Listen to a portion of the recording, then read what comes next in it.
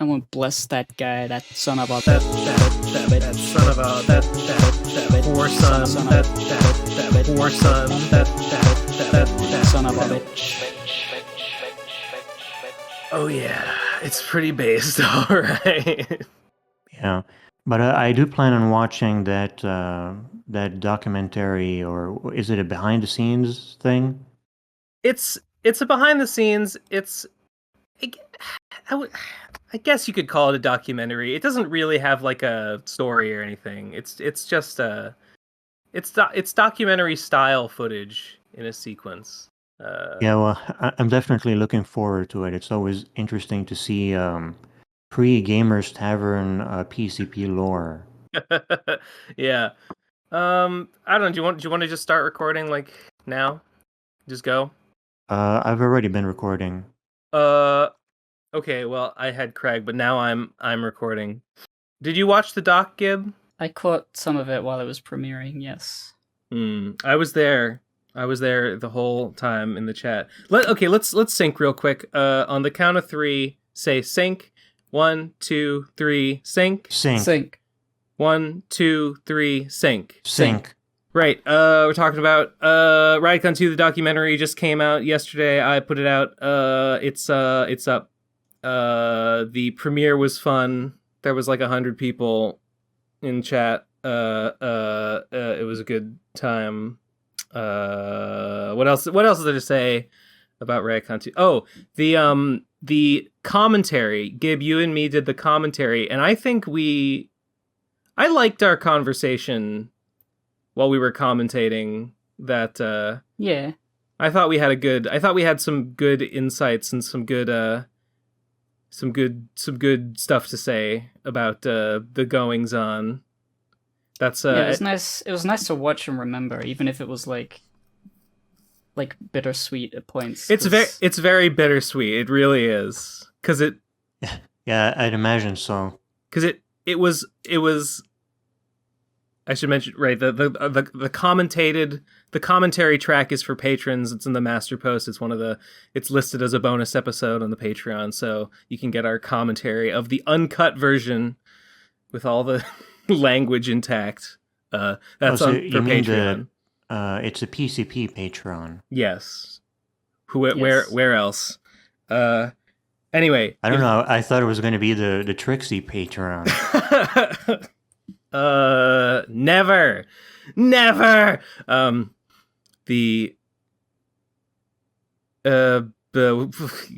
Lost my train of thought. Right, because it was very fun at the time, and it's like, oh, the good old days, the golden age, whatever you want to call it. And there's also the like, oh, remember how like the people used to talk about PCP HQ? Oh, like this was gonna be the future. This was gonna be forever. What happened? What happened, man? And now look at us, scattered to the winds, broken on the rocks. But when you say people, you really mean Trixie mostly, right? Mostly. The idea that we might all... The PCP was never like each individual person's main thing. It was all just sort of a side thing that we were doing in conjunction with our own creative endeavors. Yeah. So like we're scattered to the winds in podcast world, but like we're all doing stuff. In hindsight, it's a little silly. Like the fact that the fact that me and Devu did in fact move into Trixie's house. The three of us lived there, and the practical benefits of that were minimal, right? Because like Devu doesn't need to live in the same house to edit the videos. I didn't need to live in the same house to do nothing related at all, right? But yeah, I think nevertheless, this idea of the HQ persisted. Yeah, I think she mentioned in one of her videos that you took forever to do her art stuff. Yeah, and she mentioned that in that one video. She complains that like Ben Saint, I had to pay Ben Saint to do art for me, and he took a while to do it, whereas Mint Salad draws whatever stupid shit I tell her to for free. My new friends just work for me for free. Yeah. The thing she neglects to mention in that is that she didn't pay me up front. She said she wanted the art, the channel art, and then I did take a while to do it, but I didn't get paid until after I had done it. So whatever. It's true though. I did take a while. Anyway, it sounds to me like you're a worse mint salad. I aren't we all?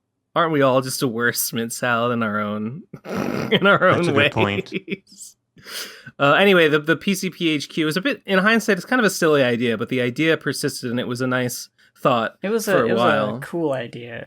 It was like, I mean, I feel like it was almost entirely watching Red Letter Media and being like, wouldn't it be cool to just hang out in a place where you make videos? Yeah. And then also the Game Grumps super studio where they had all their Let's Play stuff in their recording room and their fucking walls of games and amiibo figures. And I'm like, dang, that's like that's the dream. It's really just like, what if we had an office space? That would be epic. What if we lots of stuff? That basically is the dream. What if we had an office space? It's like, yeah, it's like it was the set. It was the Plebe and Weeb set. I feel like was the actual draw of PCPHQ, the set that we all used to do the lectures and stuff in. I think Victor built it. Yes. Yeah. And so like that's like the Red Letter Media set. But then also on top of that, she had the idea like, well, everyone should move into my house. Everyone should move into my parents' house with me. My parents gave me this house to live in. Everyone should just move in here, and then we'll be like the PCP, but all in one house. And then that didn't work. The parents eventually were like, well, okay, we actually are selling that house. You got to move. And it's like, well, okay, maybe we can't all live in the same house, but we can all live in Boston, right? We can all live in like the same area of Boston.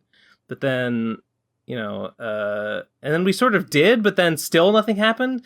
Like me and Munchie and Tom and Trixie and I think that's it. We did all live in Boston eventually, but we still didn't do anything. And again, it's like, what benefit does being geographically near each other really give to the specific stuff we're doing? We're not even really working together on anything anymore. Maybe we could have if we'd done another. Well, I would imagine the main benefit would be that you could do more lectures. Yeah, maybe, possibly. And you wouldn't have to like organize Kickstarters to meet like the RadCon stuff. Yeah, I feel like that was part of the pitch. Yeah, you know what? That's true. Like, we don't have to spend a lot of money flying people around. That actually is true. Not for day-to-day stuff, but for like what would have been stuff we would do at a RadCon. Yeah, that's true. Sure. Yeah, it would have been interesting if the lectures just became a regular thing you did as opposed to just like a yearly or every couple of years kind of thing. Mm-hmm. Especially since the lectures were real popular. They were real popular. They were real popular. It's a bit of a conundrum, actually, because they were real popular. They're some of the most popular stuff any of us ever did. But we could only do them together as a group. So we only did them at RadCons, and now the group is shattered. And so I don't know. I guess there's nothing in theory stopping us from doing something like that on our own. But like, who would we do it with? There's no like equivalent group. I guess it would be possible to put one together. Maybe you could put one together with all the guests you've been having. I saw actually a comment. There was a comment left on one of the PCP videos. I don't remember which one. That said, RadCon 5 stretch goals should be to get Cybershell and Gamers Tavern in person at RadCon. So I guess that's an idea. Yeah, where does Cybershell live? Where do you live, Gamers Tavern? I think Cybershell lives in like Washington, Seattle, or something. I was gonna say that. I had the same sense, and I don't know where I got it, but okay, so that's probably true. You live in like the Midwest or like no, I live on the East Coast. Oh, In like let's just say I live to the south of where you live. Oh, okay. All right, fair enough. Would not be unfeasible, I guess. I guess it wouldn't be impossible. We have to talk to everyone about it. You can get anything is impossible if you put your mind to it. What if we got not game Rad? I want to say Radcon, but I said Gamers Tavern. Radcon 5 with you, me, Cybershell, Oblivion Fall, Gamers Tavern, Cheesy Manfredo, Simsy, I don't know. Tectonic Improv, Crack. You can't forget the gang's all here. Yeah. That's basically everybody. The Merlogic, of course. But we could get Merlogic as like a trap and then kill him. Oh yeah, I forgot about that guy actually, but I just remembered who he is. Get some baseball bats. Yeah. It'll be like the big video that we make. The new Hamboy Winter War will just be us actually killing Merlogic in real life. In Minecraft. Yeah. I was talking about, there's a tweet that said the skeletons are not really scary, but they're kind of used in video games a lot. It would be a lot scarier if like a nervous system just walked up to you without any bones or anything. That's be easy to like cut, in Watchmen. Have you read Watchmen? Yeah, I seen the film. No, I haven't read it, but I know about that it. for a second. Yeah, I watched the movie. Oh yeah, I guess it happens in the movie too. It's just like one scene of when Dr. Manhattan is trying to reconstruct himself, and for a minute he comes back and he's just a brain and nervous system. I saw a picture of a person's I assume a real person's nervous system, like displayed in like a museum or whatever. It was preserved, and it was sort of like arrayed out, like held up in like a position that it would be in the human body, but it was just the nervous system. So like brain up top, spine coming down, tendrils like coming down the arms and legs.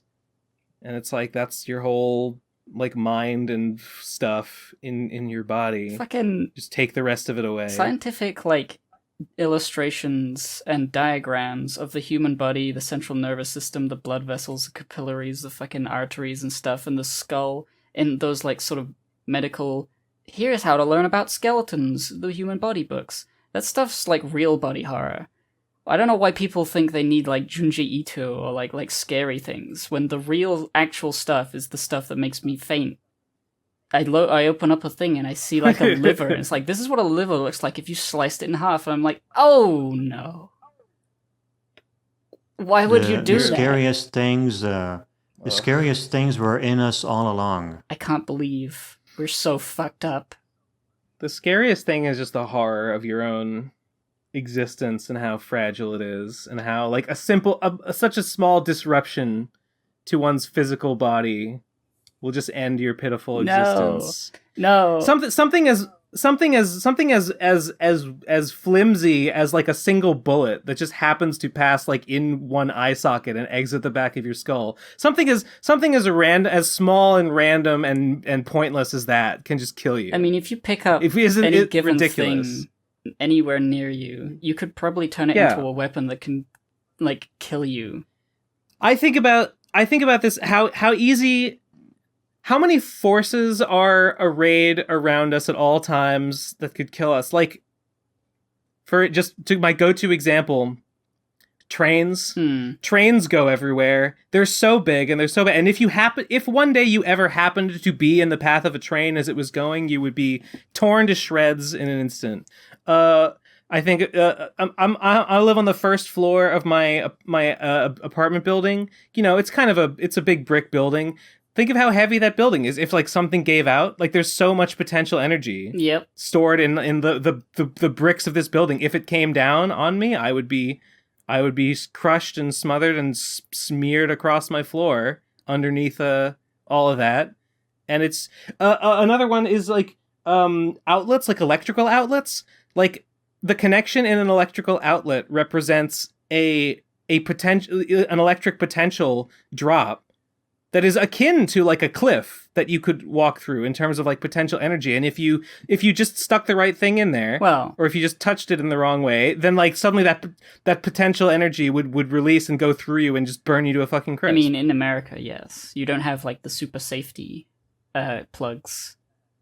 I thought we do have the super maybe safety you do plugs, have some of them. You have the shitty ones. No. We've got the 3-pronged plug, and we've got 3-pronged plugs. Well, you copied us then, because we came up with it first. Well, and I say we because I want to assume the smarts of people who are somewhat generally associated with me by nationality, and I did it. Actually, it was me. The glory of the British race. You want to bask in your racial heritage. That's not the only thing the Americans copied from the British. Quite a lot of other things too. Transphobia. You know, slavery. No, of course, slavery. The British didn't really do. Well, no, we did slavery. We did slavery all over the place. You did slavery better than everyone else. We were the best at slavery. You didn't really have. You didn't have like slaves like in England though. You kind of traded them elsewhere. We made a lot of money as a country by occupying foreign lands and taking their people and using them as slaves to sell to other places. It was really fucked up. British Empire, one of the worst.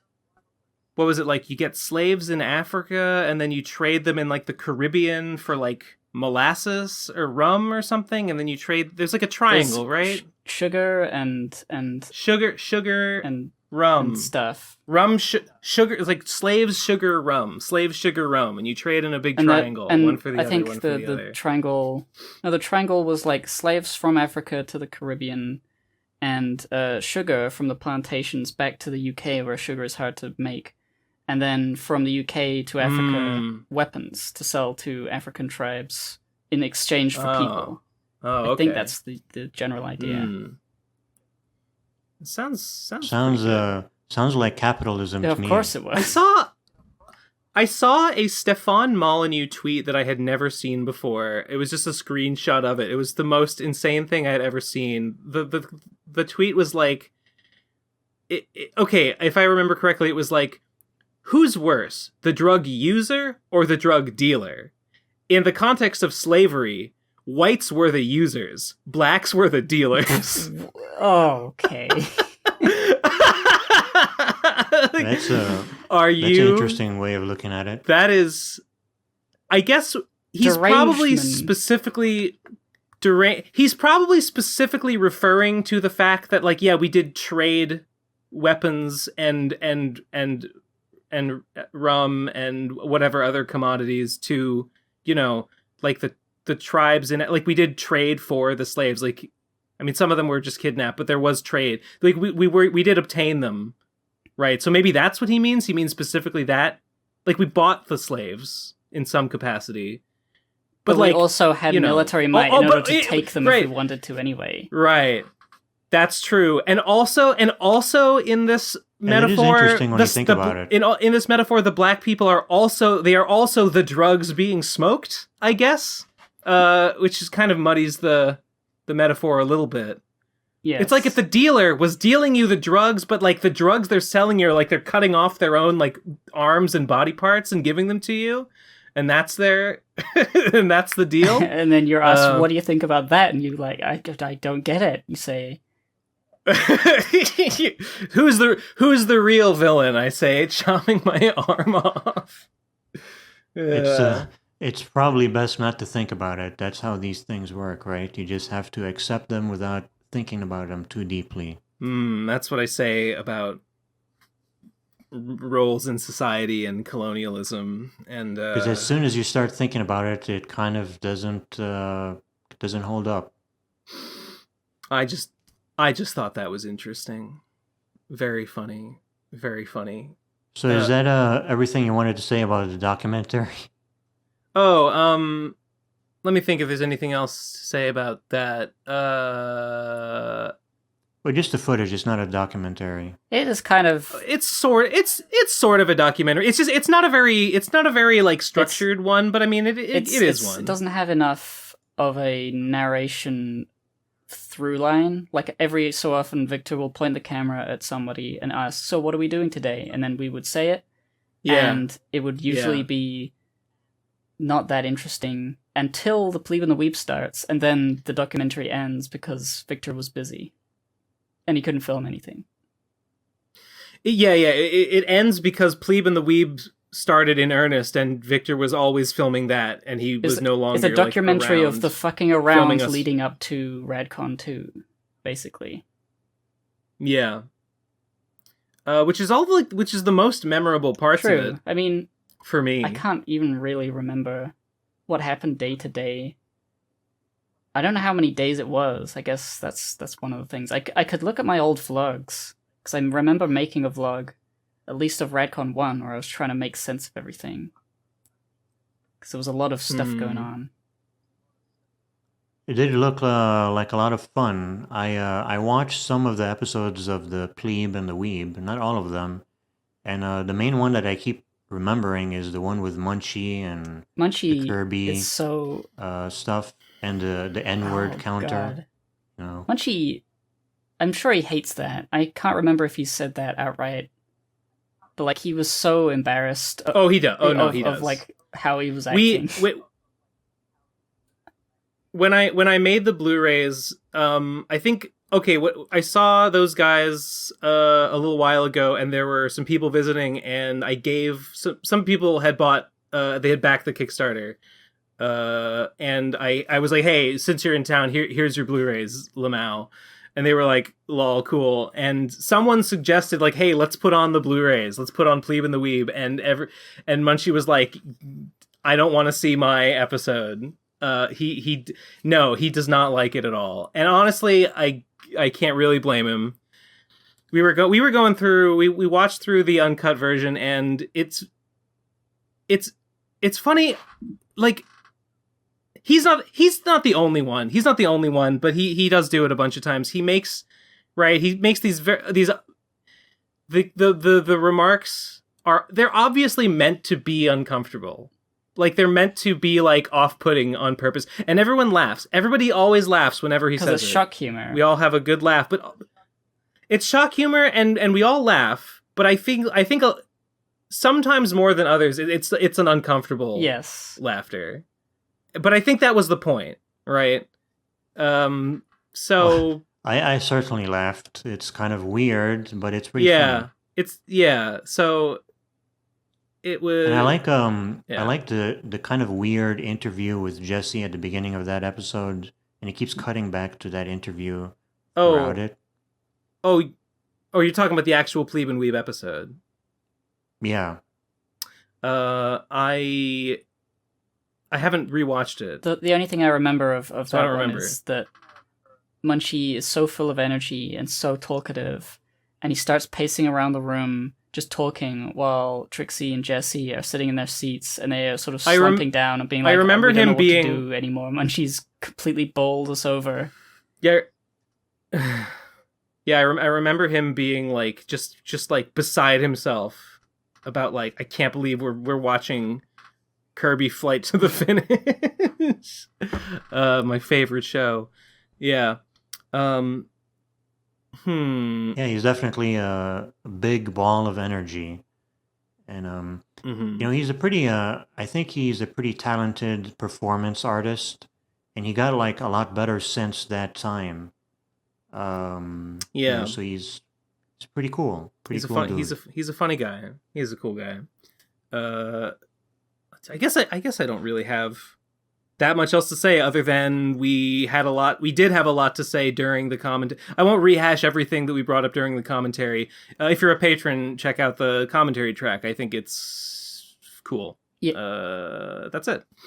I don't know. What else? I guess we already. I guess you probably don't want you probably don't want to discuss the conversation we just had. No. Yeah? Okay. We had a. I'll say what we had we did have a talk in Nate wanted to talk about the Blu-ray situation, which is fine. we had a little powwow. And see, I think he called it a powwow. And Jesse actually showed up, which I was surprised about. That never happens. But we did get into it, which is fine, and we've reached some sort of agreement about it, I think. So that was fine, I guess. But we don't need to get into the specifics of it. But that's I don't know, an interesting thing that happened, I guess. I don't know. So I guess everybody is happy after all. Oh yes, everybody's ecstatic.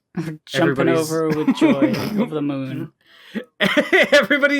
everybody's over the moon about how everything has shaken out. I couldn't be happier. Well, that's good to hear. Instead of that, Ben, talk about your game and comic. Up?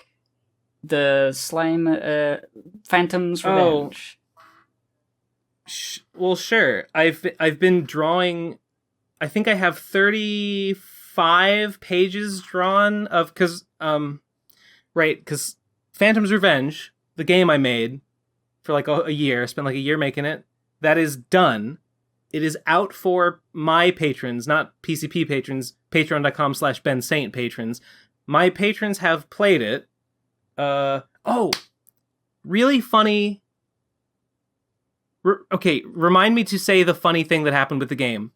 You know what? I'll make a note. I'm going to make a note right here so I don't remember. Forget it. Marriage. The note is marriage. So the game goes with the comic. So I've been drawing the comic. I need to draw.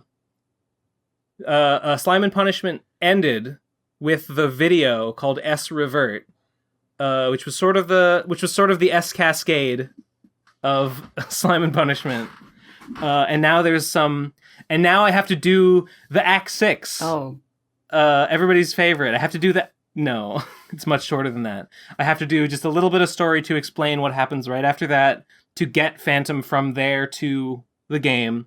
And then I have to draw, what happens after the game and the end of the comic. So I've drawn about 34 panels, and he is most of the way from there to where the game happens. I think I probably have to draw maybe like 8 more. So I meant to do that yesterday, but I ended up spending a lot of my day doing a PCP channel and Radcon documentary related stuff. But oh well. So yeah, I've been drawing the comic. That's basically all I've been doing this past week or so. So the game is finished? The game is the game is finished. On my Patreon, the last post, it has all the different versions of the game that I released. There's the first version, which is... Well, there's an old post with the demo, and then there's 3 versions of the game that have more and more features added. And actually, the final game, as I will eventually do the full release, does have a few graphical changes. Specifically, I added... I made it so that the damage numbers change size and they shake, like, depending on, like, how much damage is dealt. Like, just, I don't know, I feel like it makes it a little more impactful. But it's purely a visual change. Other than that, yeah, the game as it is on my Patreon right now is the final game. But a really funny... Yeah. What are you waiting on for the final release until you finish all the comics? Yeah, the comic. And you worked on the game entirely by yourself, or did you have any help on it? Yeah, I did it all myself, except for I stole some assets from other games. I stole the only sprites that I took were explosion sprites animations from Secret of Mana. I stole all the music from I think we talked about this because I was looking for a game to get music from. The game I ended up settling on was Front Mission 2 Gun Hazard. I took all the music. Yeah. That's pretty cool. Yeah. I was vaguely familiar with the Front Mission series. I had played Front Mission 3 and I had liked it as a kid. I had never played Gun Hazard, but I liked the music from it a lot. I stole some sound effects. I used a couple sound effects. I made some myself. Like the sound of a soda can being thrown on the ground. I just did that myself. The voice, Phantom's voice sounds, like when he says stuff and when he burps and stuff. That's just me. That's just recordings of me. I got some sounds from YouTube, like sounds of like horses galloping were from YouTube. Sounds of like a sword being drawn and sheathed were from YouTube. Some sounds were from Mega Man X, Secret of Mana, and Mario RPG for like spell sound effects and stuff, menu sound effects. And then funny and cool. I'm gonna get a lot of references when I play it. You probably will, yeah. It's mostly those 3 games. 4 games. Funny, okay. The last feature that I added between versions 2 and 3 was weapon marriage. I added the ability to anoint your weapon with a podrin to increase your weapon skill, and when you increase it high enough, you can marry your weapon, which increases your skill even further. And when you get married to your weapon, there's a little like wedding ceremony. And I was looking for that's nice. Yeah, it's lovely. Phantom Horn finally ties the knot. No more MGTOW life for him. But I was looking for a like pixel, like a 16-bit sounding version of the wedding march. And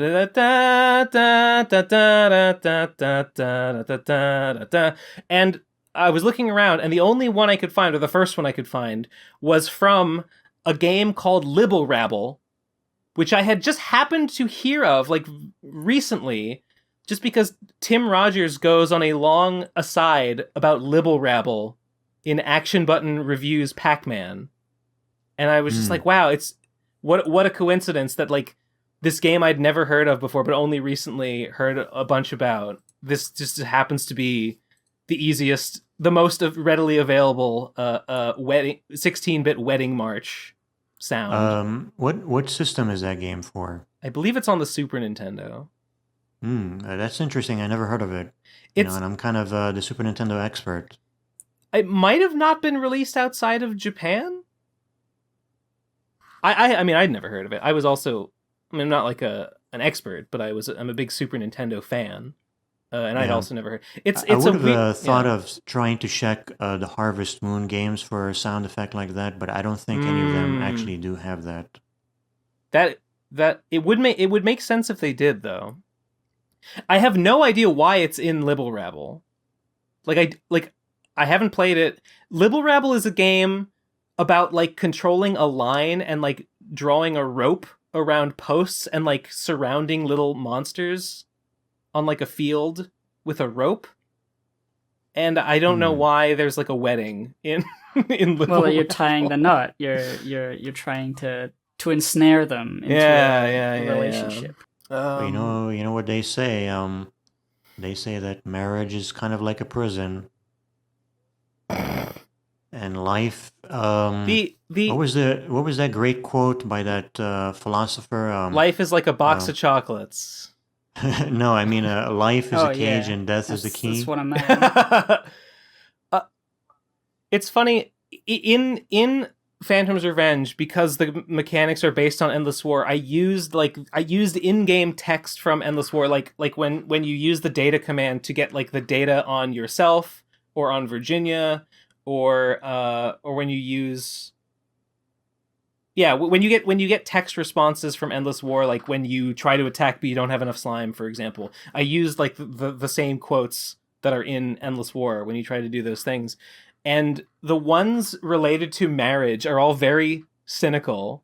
It's very funny. I think Munchie wrote them, which is funny, but they're all about like how like when you get married, it's like it's sort of all kind of like regretful and resentful of how like the good old days have passed. Like now we've like settled into our boring married life or whatever.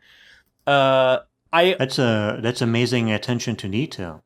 Yeah, I had I didn't end up implementing weapon divorce because it was like, how much, like, is it really necessary? Like, why? Like, there would be no possible strategic value to getting weapon divorced in the game. So I was like, fuck it. So I didn't add divorce to the game, but the divorce ones are like to go through you have to endure all these like very like all this shit about how like marriage is a scam and stuff. If you want to get like weapon married and weapon divorced, you have to go to the dojo. Who hurt I bent the rules a little bit because in Endless War, the one who says it all the time. What if Endless War was married? Yeah, Endless War. You know, we were talking about in the last art contest. Matt brought this up. We were judging Endless War art entries, and Matt was reminiscing about a post that we both remembered. It was drawn by someone named Gabe, who has like since like deleted all of his his social media posts and all of his art. He used to be a big Endless War artist. He did a lot of great stuff, and apparently a lot of it's deleted now. He had one of these episodes that so many people seem to be prone to, where you just say everything I ever did needs to be destroyed, and you just like leave the internet forever and delete everything for some reason. And he did that, as many people do. And but there was a comic about like Endless War and this like spirit woman in like space. This was like it was supposed to be like a prequel. It was like before. Oh yeah, it wasn't like a factual history. It was like it was something like a little Kirby. It was like a what if. It was like someone telling a story. The little Kirby. Yeah, Gabe was the little Kirby. A real character design. And they made a comic. Yeah. Dang, I didn't know that was deleted. That's pretty good. Matt, it was good. We all remembered it fondly, and it might be that the only record of it that exists now might be in that art contest, in like the lore contest where we judged it as a contest entry. That might be the only place to see it.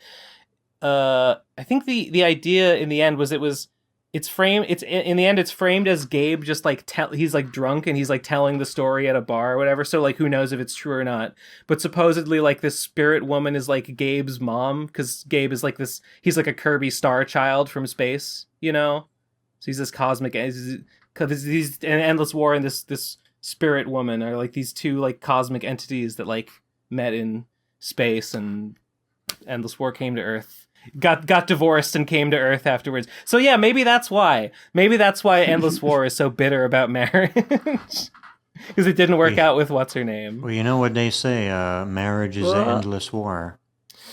I heard that. I hear that every day in my heart. You hear that endlessly. Kind of like a war. What were we talking about? How did I get on this? Oh, the thing that I wanted to say, a funny thing was, I had added in the weapon marriage system and the weapon skill system, the anointing and the marriage. They change your weapon skill, so they do increase your weapon damage. And so it was an open question about whether it could be worth it to, you know, do you spend those podrins, you know, leveling up so you can then get married and get that damage boost from the weapon skill increase, or is it better to keep the podrins so you can crunch them to get the slime from them and also increase your level, which does increase your damage, but also that increases the cost of your attack, so it's a bit of a trade-off with leveling up as well. Also, leveling up is sort of like a hidden mechanic, like nothing in the game tells you that you can level up. You sort of have to like find it yourself, but now everyone listening knows that now. So actually, I think Chrono Cross did something like that. In Chrono Cross, you don't see what level your characters are. They just gain stats every once in a while. Really? And it's not extremely obvious what increases your stats. I mean, if you look at guides online, you can eventually figure it out. But in the game itself, it just seems totally random. Yeah, I ended up I ended up taking information out of the game. Like before, I had it so that when you beat the game in any of like the prior versions, you would get an end screen that would display a bunch of information, and that information was useful for me. Like I wanted to know like how many times were people leveling up, where were they leveling up, like how many times were they attacking, how many times were they being attacked, how much slime were they entering the final room with. when they won. So that was like info for me. And then for the final version, I'm like, most of that stuff is not interesting to the player.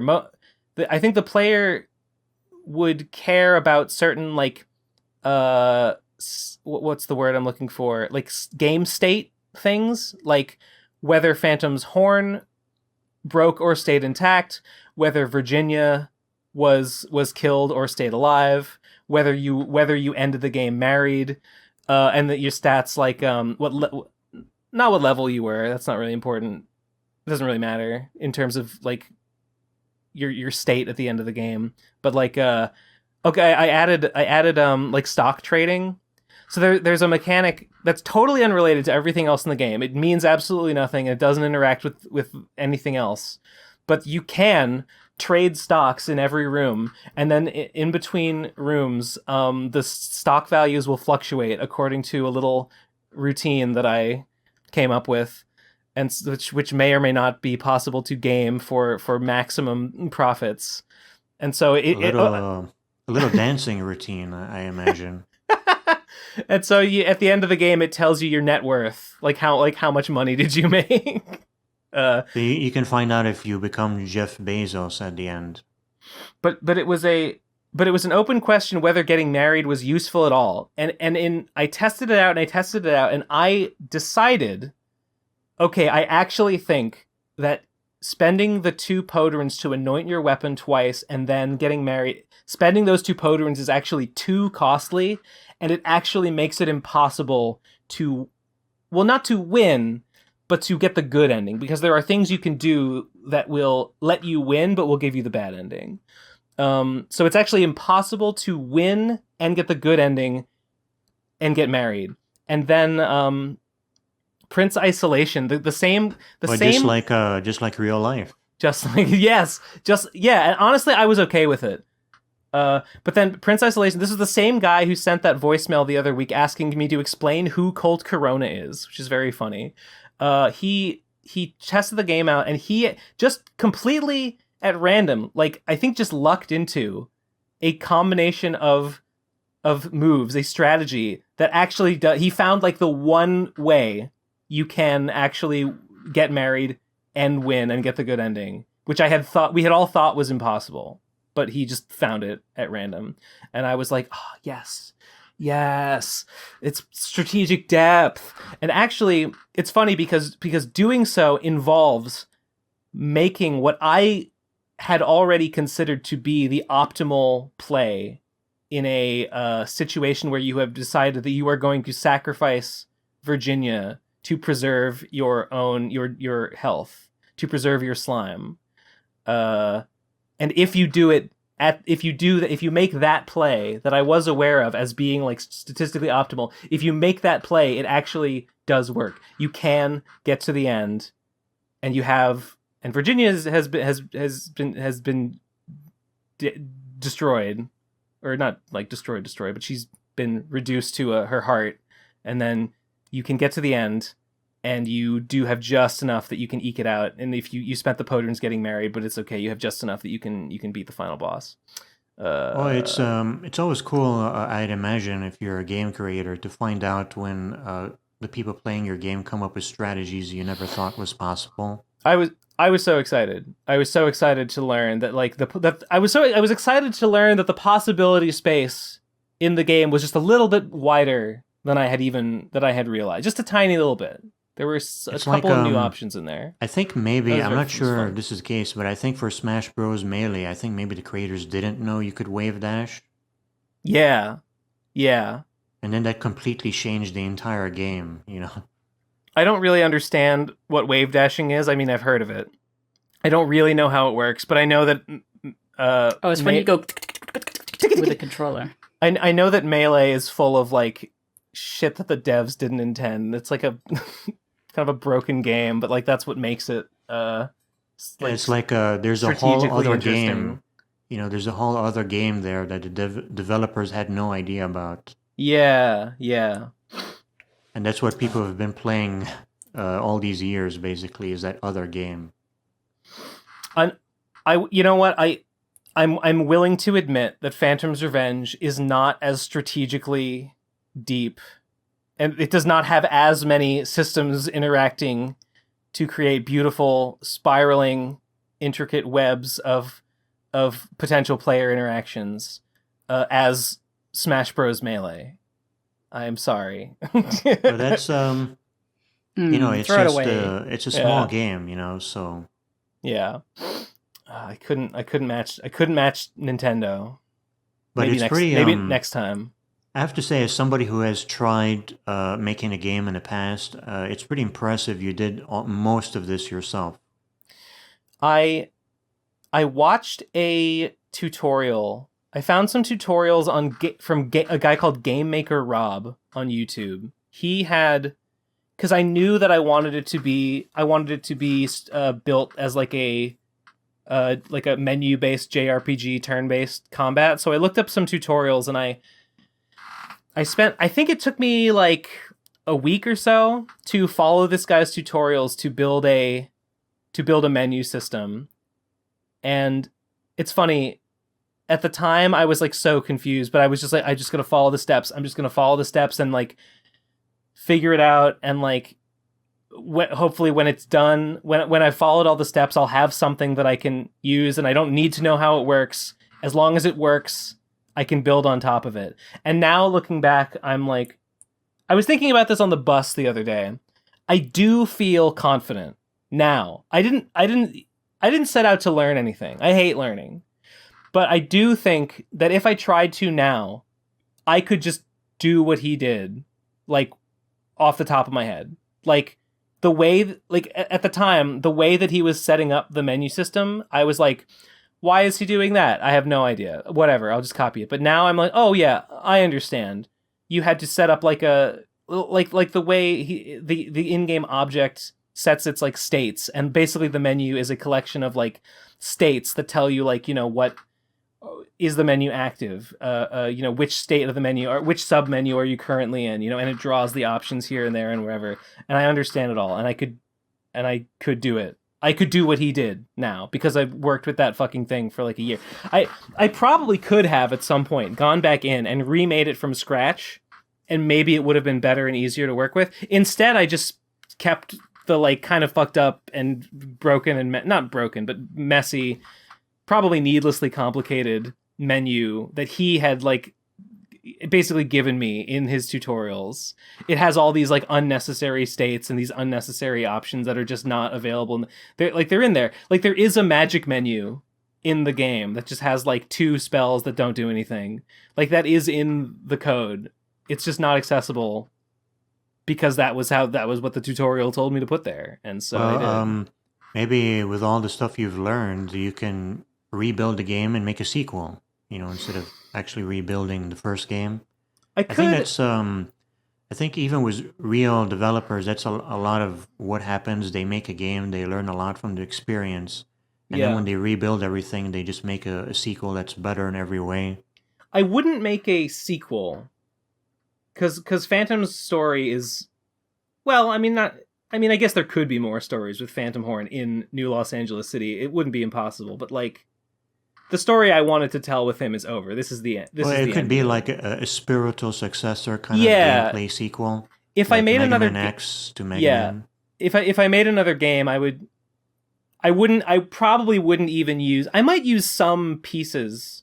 Actually, I used some pieces of that old The Champion game that I made. Like the text boxes in Phantom's Revenge they use a lot of the same assets, and they're built of the same code that I used to make the text boxes in the Champion game, with some added stuff. Like I added code in there to make it so that the text does not like type out like half a word before realizing that it doesn't fit on the line, and then it jumps the word down to the new line.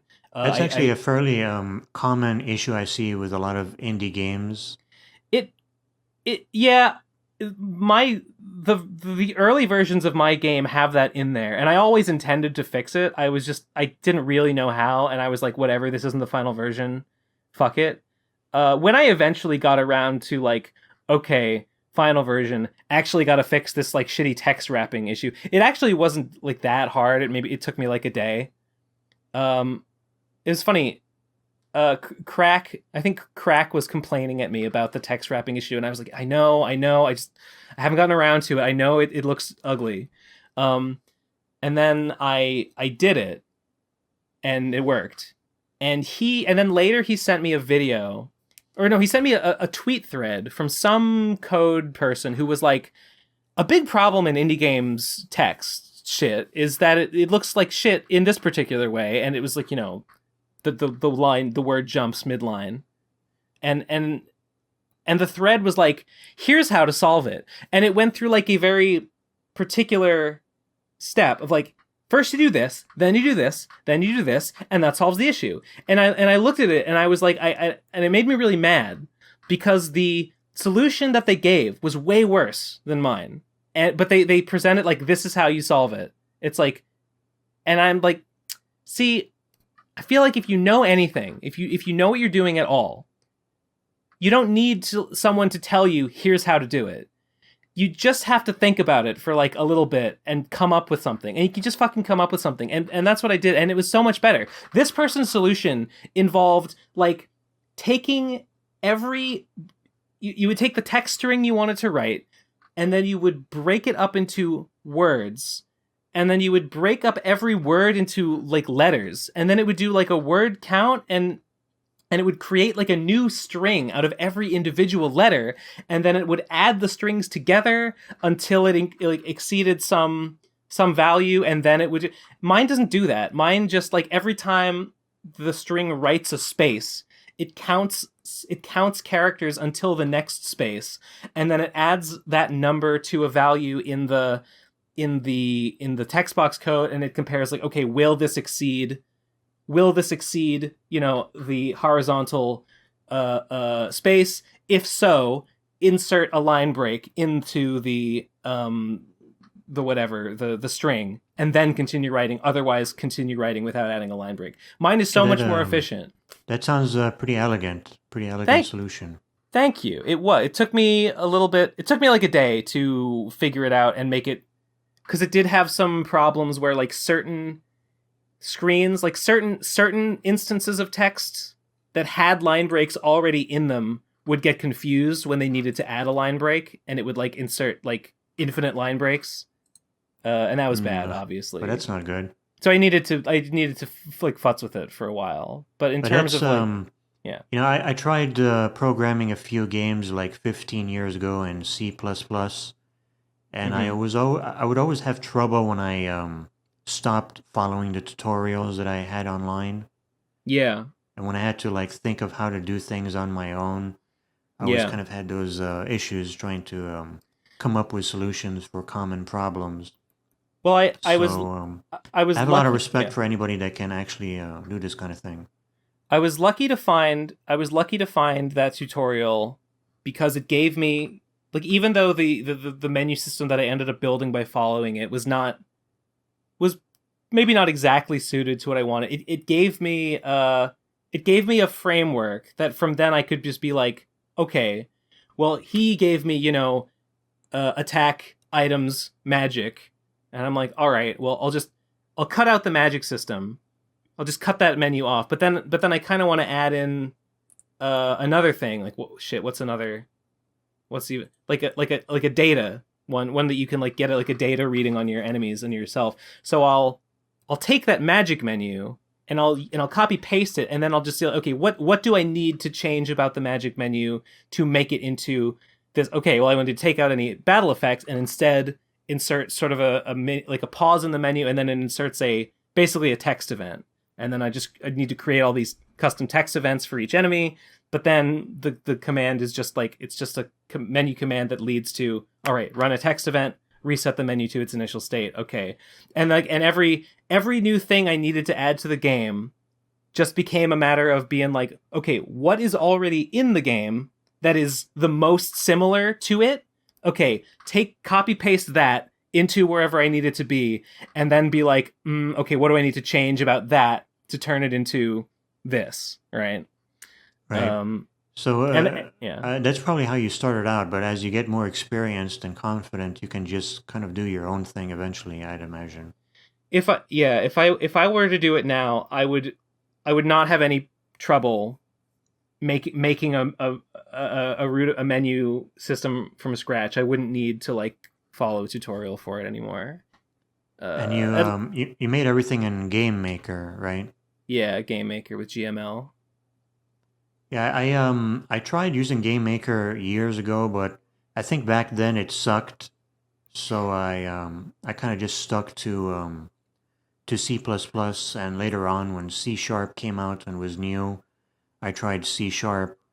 And then there was also like XNA, which was for like Xbox Live games.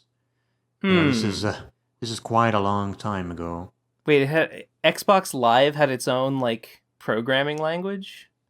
It's not really like a programming language. It's like an extension library, like SDL.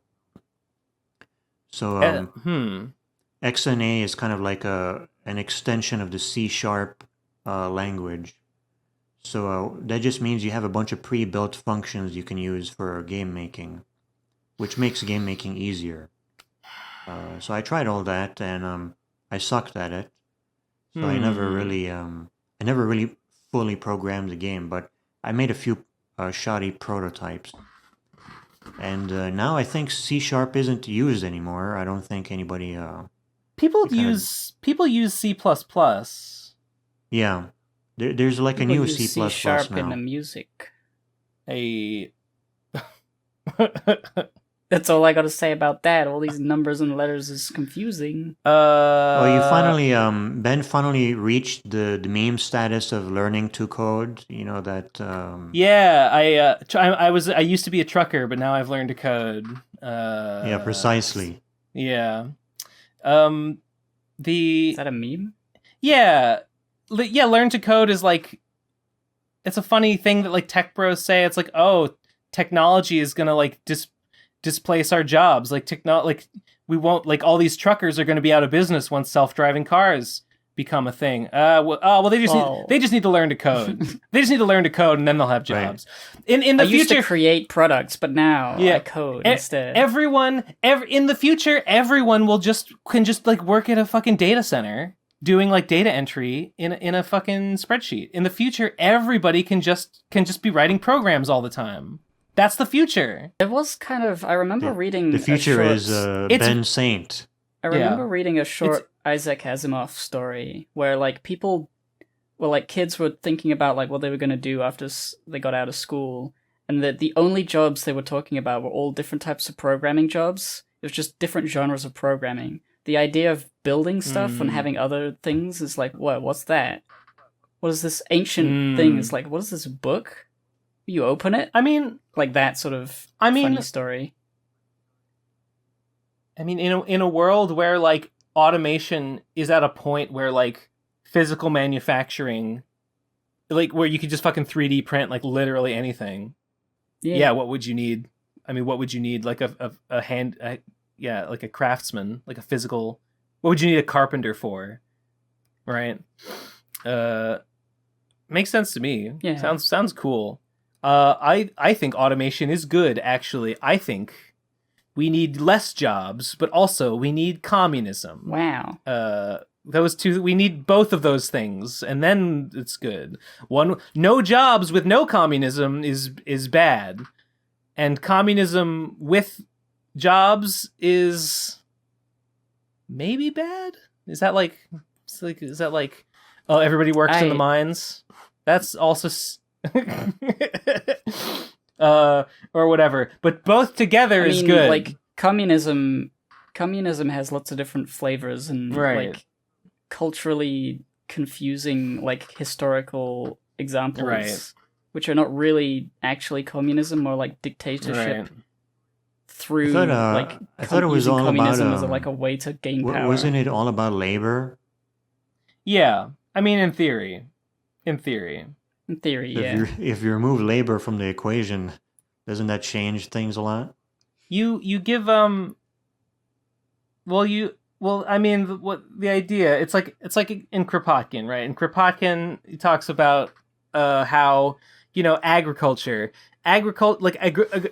even when he was writing, agricultural technology had come so far that the productive output of land could easily exceed, the need for people to actually work producing it.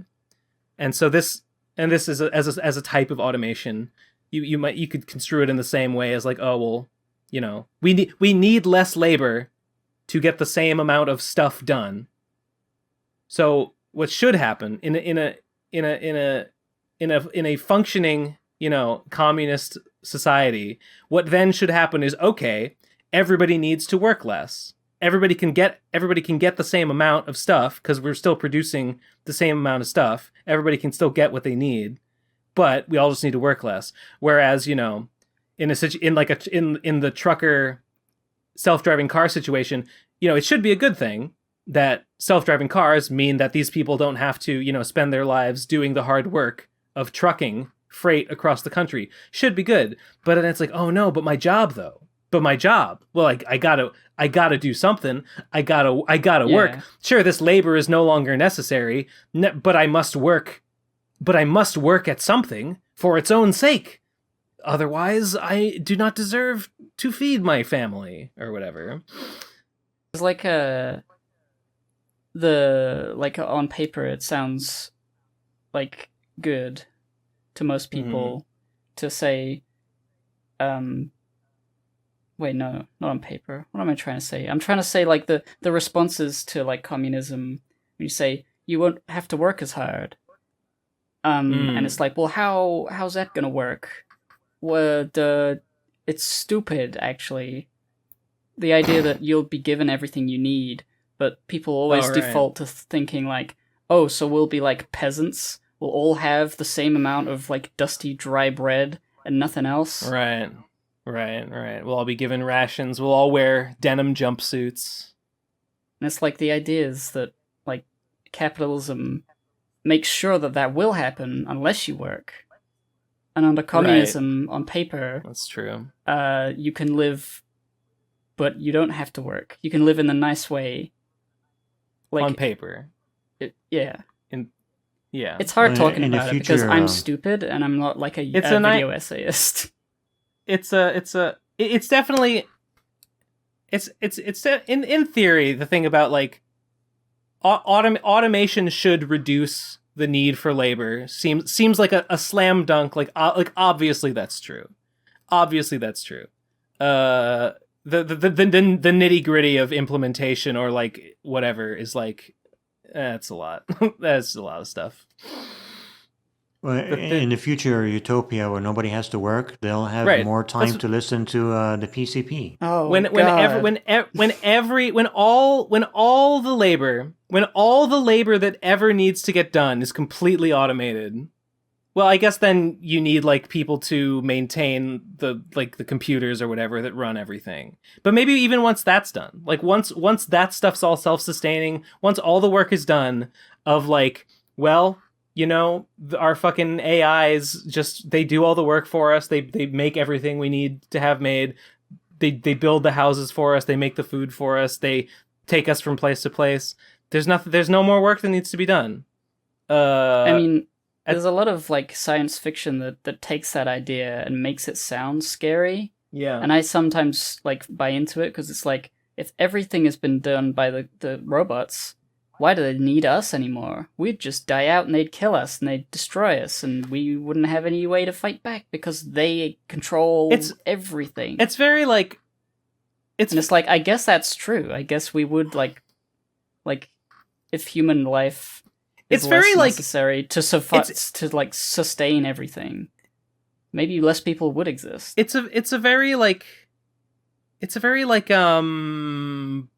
idea it's things can't be good. Anything that seems really good must actually be bad somehow, right? There must be some hidden downside to removing the need for humans to spend their labor or whatever, right? It has to destroy the world somehow if we were to do that, because otherwise it would just be it seems like a really good thing if there's less need for humans to work. seems like good, but it must be bad, because if we're good, shouldn't we be doing it? But we're not. So there must be a reason for that, I guess. I don't know. I was thinking about this in the shower. This is a real shower thought. I was thinking about, like, human beings invented capitalism. And I have to wonder, is that, like, somewhat ingrained in, like, just normal human behavior to want more, even if we have what we need? Isn't that sort of like naturally the reason we've taken over the planet as the number one species is because we've been wanting more than we needed to literally survive. And so we built capitalism as the way a society would run if we just wanted, if we were, an individual wants more than they need, and they don't want people to take it, so they start like othering people, and I want to be the rich guy at the top. Everyone kind of feels like it would be cool if they were that guy, if they don't think about like the ramifications, or they otherwise don't care about the people who get left behind. And it's like, yeah, I guess capitalism isn't like a problem we can just say, all right, no more capitalism, and nothing bad would happen, because human nature has some sway in the way these systems end up happening. So it's like, how do we actually do anything about this? What do we need to do to the human genome? You're gonna have black market capitalism in this communist utopia, probably. Like, people would always want to be on top because it feels cool. There'll always be markets, and yeah, I think it is a thing of, like, I think most animals, just animals in general, yeah, like they'll take more than they strictly need, because, like, it's useful to have surplus, right? Yeah. Yeah. Something like capitalism or whatever, or even like an older system like feudalism that is about, like, one guy hoards it all and everyone else just has to deal with it. Yeah, it grows out of that animalistic hoarding instinct, right? That's that feeling that one must accumulate for survival, for one's own survival benefit, at the cost of, you got to choose between whether you want to hoard and increase your own survival odds, or whether you want to collaborate, share with the tribe or whatever. And humans are a social species, right? Humans' survival is more guaranteed by their harmonious teamwork. Yeah, this is the thing I was thinking of. The survival of the group is more guaranteed if everyone in the group, like, mutually collaborates with each other, benefits each other, shares with each other. Like, that's more beneficial than like keeping everything away from the group for yourself. Because then if they, if you're not working with them and they're not working with you, like, that's the most beneficial thing that humans have going for them, is their ability to collaborate. This is the thing I was coming into my brain in the shower. Was like, the reason we are, like, safety in numbers, social animal, is because that's a good way to survive. But it's not because we care about each other necessarily. It's like we feel like we need to be part of a larger group. We don't want to be outcast, and we want to be, like, safe and secure, because cooperating does that. But at a large enough scale, you're like cooperating with a group that is competing with another group, and so you don't actually care about other humans necessarily. You can, and many people do, because it's just sort of, oh, it's a person, that's part of my species, cooperation. But, like, it's very easy to, if you feel like your group is under threat by another group, to suddenly not care about them and their livelihood. It's like, it doesn't come from a place of real wholesomeness. It comes from a place of survival, our instinct to collaborate. I mean, yeah, that's how it is for me. I know that it's just better, that it's just a better idea to not, fuck people over. It's a better idea to collaborate when it's possible. To have people on your side is good. This is the Ben Saint philosophy: is to use everyone around you to your own benefit. I mean, you could phrase it like that. I think most of my Japanese animes would call it the power of friendship. So I mean, I guess it's all in how you want to look at it. Yeah, it's all a matter of perspective. Sora is such a fucking sociopath, right? He's always telling Riku, "My friends are my power." Oh, so he's just using Donald and Goofy for power? What a sick fuck! He just so he can power up his damn. All he needs to do is press triangle. Just so he can power up his damn Keyblade. Yeah, it's kind of like a naive, like deep thing. I've been watching. Like, oh, whoa! Like we don't actually care about each other. It's just mutual benefit. Wow. Love doesn't really exist. Pog. Oh, I'm just like Light Yagami. Oh, I'm a creature of pure logic. Yeah. Yeah. Speaking of using your friends as power, did you guys talk about Riley leaving Trixie's Yig thing? I think you did. I may have mentioned it. I don't think there was on the much last to say one. It was like, yeah. There he goes. There's really not. Well, it is. Do you have anything to say about it, Chrono? I just think it's it's kind of ironic that Trixie basically burned every bridge with everyone and ruined her career just to be with Riley, to work with Riley, and then now he's gone. It made me remember the old. It's been taken down now. I saved a copy cleverly. The old I think it was called Introducing Yig video, where she sits there wild-eyed, leg jittering or whatever, looking off camera, reading from like a script for some reason, and talking about like the future of Yig, I think it was called, and she explains like, yeah, we're putting red borders around the People movies, and the cartoon movies are whatever color. I remember that. And the movies and music movies and cartoon movies, which all that shit. And then she talks about them, and then at the end there's the part where she explains, oh, and also here's why all these other people don't want to work with me anymore.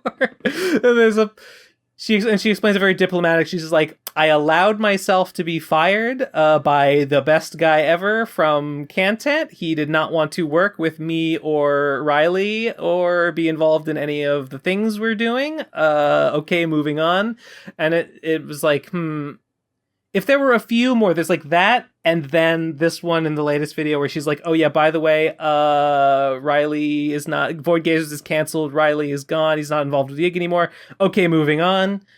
If there were a few more of those, just like 3 or 4 of those in sequence, 2 is not very enough, but those 2 form a symbiote circle. What happens to one will affect the other. You must understand this. I don't know, it was like poetry. It rhymed. 2 things happened that were similar to each other. She sure put a lot of eggs in the Riley basket, and now that basket's not there anymore. That basket has gone home to roost. That's a good way to put it. The eggs have come home to roost.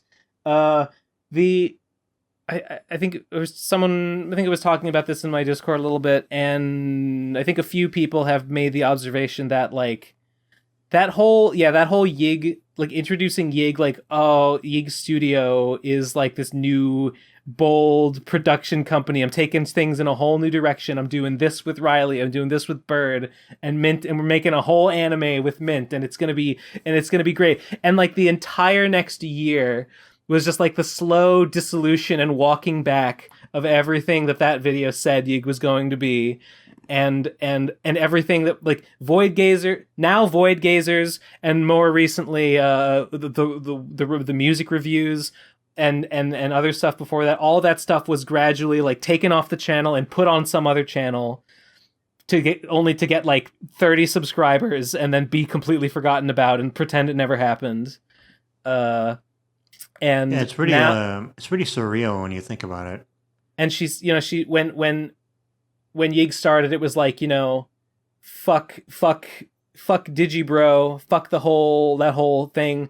You know, I'm moving in a whole new direction. I'm doing a whole new thing. Yig Studios is this whole new thing. It's totally different. And then, of course, and now it's like, well, everything that isn't me talking about an anime, take that off the channel, hide it, pretend it never happened.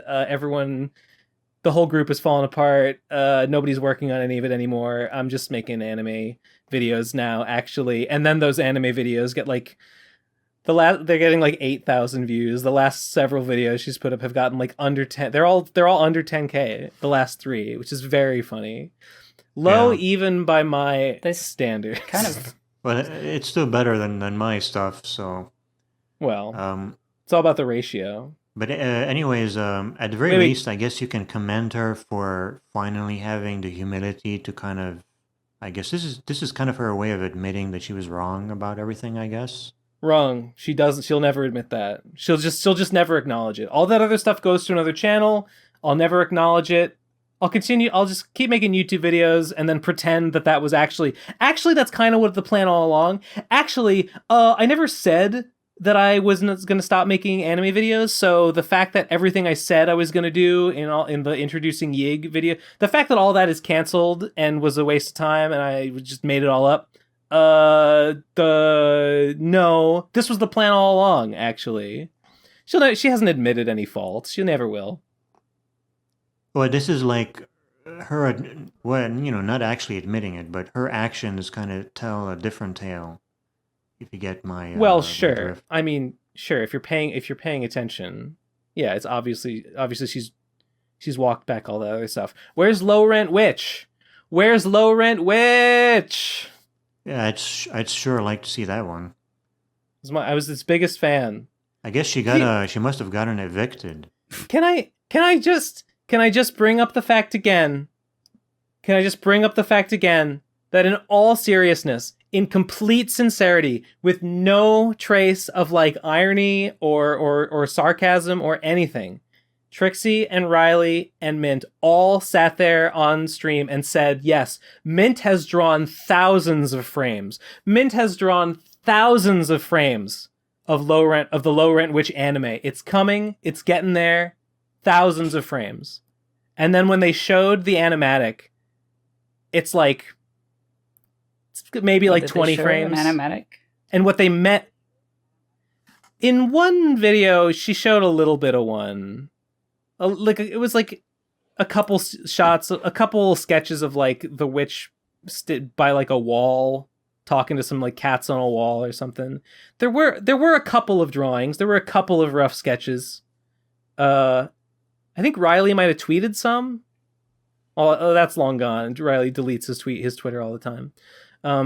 But I think she did show some at some point. But the point is, it was like a handful of drawings, and it became clear. It dawned on me in hindsight that what they meant by thousands of frames is that, yeah, it's only a couple drawings because it's just an animatic, but it goes on for 30 seconds or something, and 30 seconds, at 60 frames per second, that's like 1,800 frames. Mint has drawn 1,800 frames of Low Rent. That's what they think things mean. They just don't know what things mean. Yeah, and it reminds very clever. It reminds me of how Trixie would talk about how she bought a house. She would constantly say she bought a house in Boston, seemingly unaware that renting is not buying. Seemingly not even understanding. Did she actually say that? Yeah, all the time. She would say she bought a house. She said she was married to May. She said May was her wife. Oh, it's yeah. I seemingly, I remember that. Seemingly not understanding that two things are not the same thing.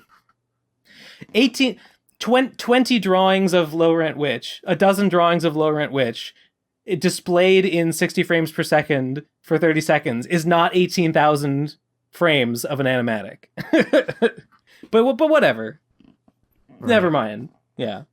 By the way, since you brought it up, did you send May her Blu-ray copy?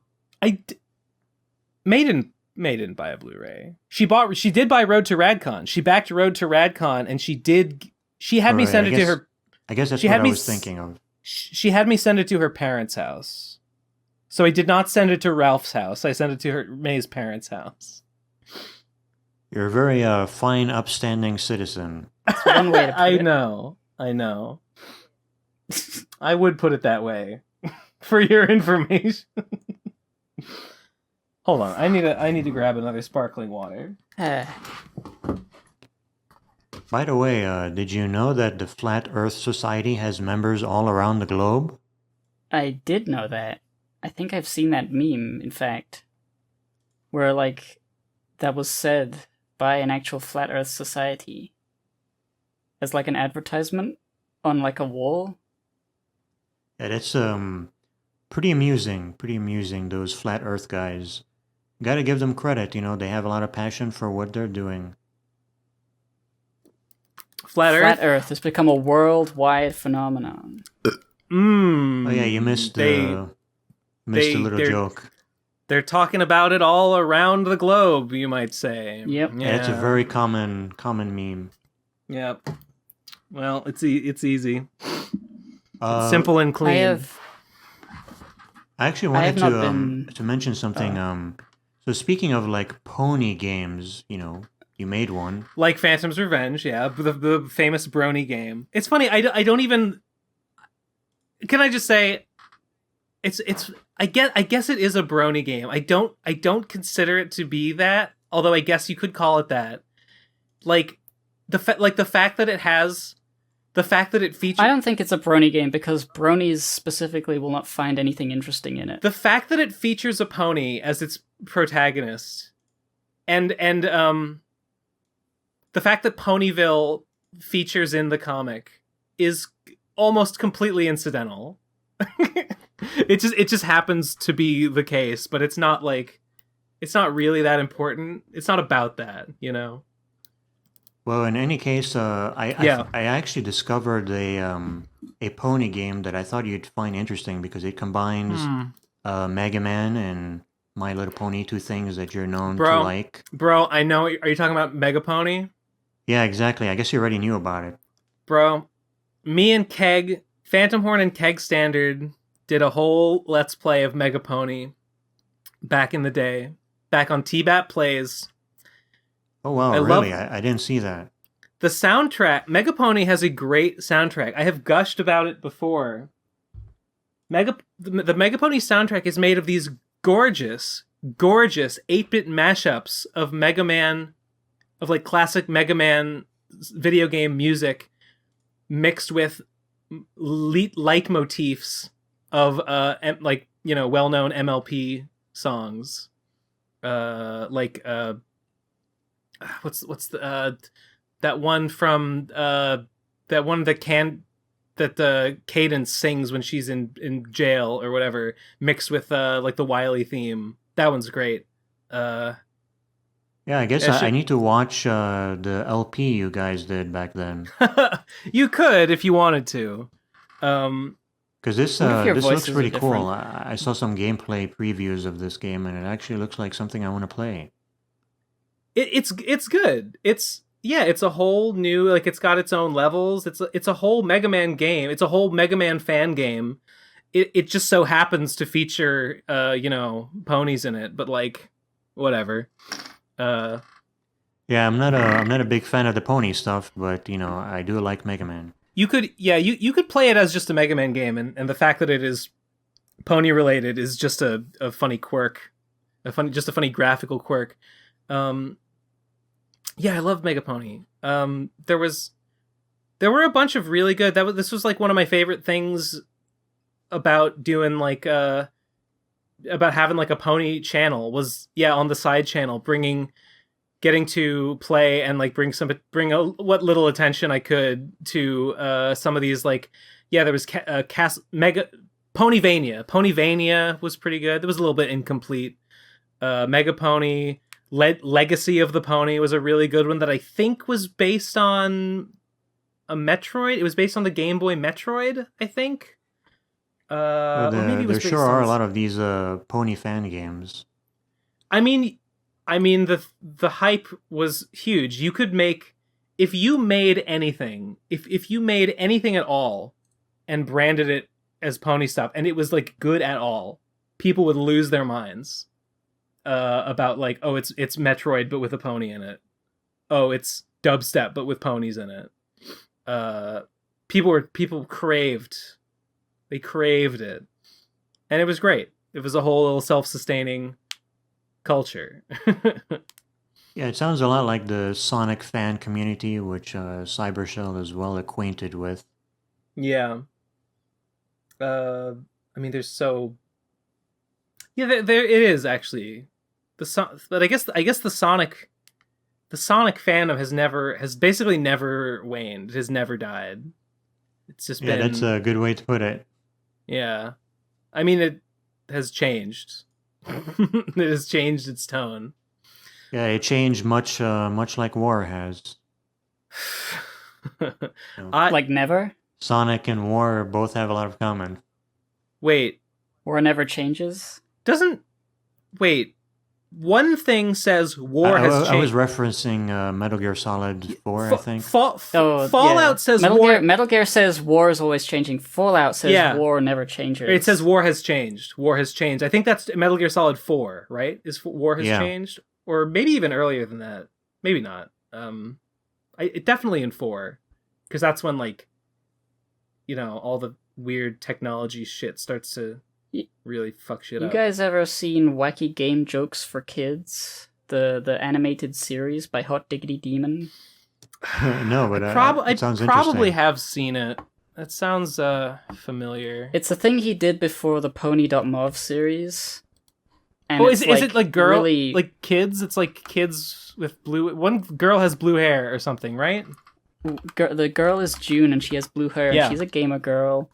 And then there's a nerd kid, and they're making YouTube content about wacky game jokes for kids. And there's this other guy, Mickey, who is forced to be part of the YouTube show for some reason. And he's like a real dick. And that's the joke. And it's a really fun series, actually. Really well animated. Anyway, he makes a point about the war is always changing and war never changes thing. It was reminded me of that. I checked that out. I think I like that guy's stuff, if I remember correctly who he is. Max Gilardi. Here's a question. I don't know what to do about this. Somebody whose name I won't say for their privacy sent me... I just got money from someone on PayPal. I just got $16. Someone just sent me $16 and attached a message that says, "Upload the podcast on Google, you cuck." And people have been telling me that the podcasts have not been going on. I think Tom has been busy. I think because Tom is the one that knows how to do that. I don't know how to do that. Like on Apple Podcasts and Google and whatever. So this guy just sent me $16, and I thought maybe because he included, there is a shipping address here. I'm wondering if I should now send him Road to Radcon. I feel like this looks like he was trying to buy Road to Radcon, but $16 is... No, that's $20. I think, why $16? I think he was trying to... know. It sounds like he was just trying to get your attention. That's possibility. Why... You didn't need to do that. I guess he just wanted to give you money for something that you weren't doing. I don't know. I don't know what to do about this. You should probably give him his money back, because this isn't even your duty. I don't think I will. He gave me this $16 fair and square. Guy, if you're listening, if you want Road to Radcon, send me $5 more. Otherwise, thanks. And Tom. Otherwise, hit the road. Otherwise, hit the road, Jack. And Tom, please upload stuff wherever. I heard someone say, I think Tom might be like driving somewhere. I heard someone say that Tom is like traveling somewhere, driving somewhere. I don't know. Maybe not. I don't know anything that's going on. Tom's an enigma. Tom is an enigma. Well, Tom has been in a state where people think he's moving for like 2.5 years now. And I guess I know he hasn't, because I saw him recently, unexpected. I don't know if I mentioned this. I hung out with Tom. That was surprising. He showed up at Munchie's house because Sixten was there. When was Sixten that? was there 3 weeks ago, because Sixten was there, and Tom wanted to see Sixten. I think that was what that's the meetup that I would have been at. Yes. Tom was there. We have invited Tom to stuff, and he has never. That's not true. He has come a couple times, but I got him out to my house like 2 years ago, maybe like twice, and then he never came to anything ever again. But Sixten showed up, and Tom was like, "Okay, well, in that case, I gotta go." I was like, "Okay," and you know what? Fair enough, because Sixten's really good at music. So it makes sense, I guess. True. Tom really needs to put his... Go check out Sixten's music over on sixten.com. I don't know what their I don't think that's thing is. I don't think that... Slamrarn. They have a Bandcamp. Slamrarn? Their Bandcamp is Slamrarn, unless they've changed it. Well, it sounds like Tom really needs to put his back into things more. He has so much to give. Very funny. One of the in the documentary, when Tom shows up to RadCon 2, we're asking him how he is, and one of the first things he mentions is that he recently threw his back out. Grim portents of the future. That's some grim foreshadowing. Exactly. There's a lot of foreshadowing in that documentary. Yeah, that's true. I guess a lot of it people were like leaving comments about that while they were watching. I saw in the premiere. Yeah, there was a lot of people being like grim foreshadowing. A lot of people being like, damn, kind of sad seeing everyone like having fun, knowing like what would eventually happen, and like lol, true. What else? Was Jeff in that one? He is. He was. He actually. So it reminded me. I like hardly talked to Jeff. Like when he was there, I think Jeff. Same. You know, I think Jeff was basically there to talk to Digibro. You know, because Digi was bigger than Mother's Basement, and it was a networking opportunity for him. I think, like the rest of us, not that he was like rude or anything, but you know, he was there because his colleague was had invited him to participate in a collaboration, anime related collaboration. Yeah. So I did talk to him a little. I remember we went on a car ride. No. This was not.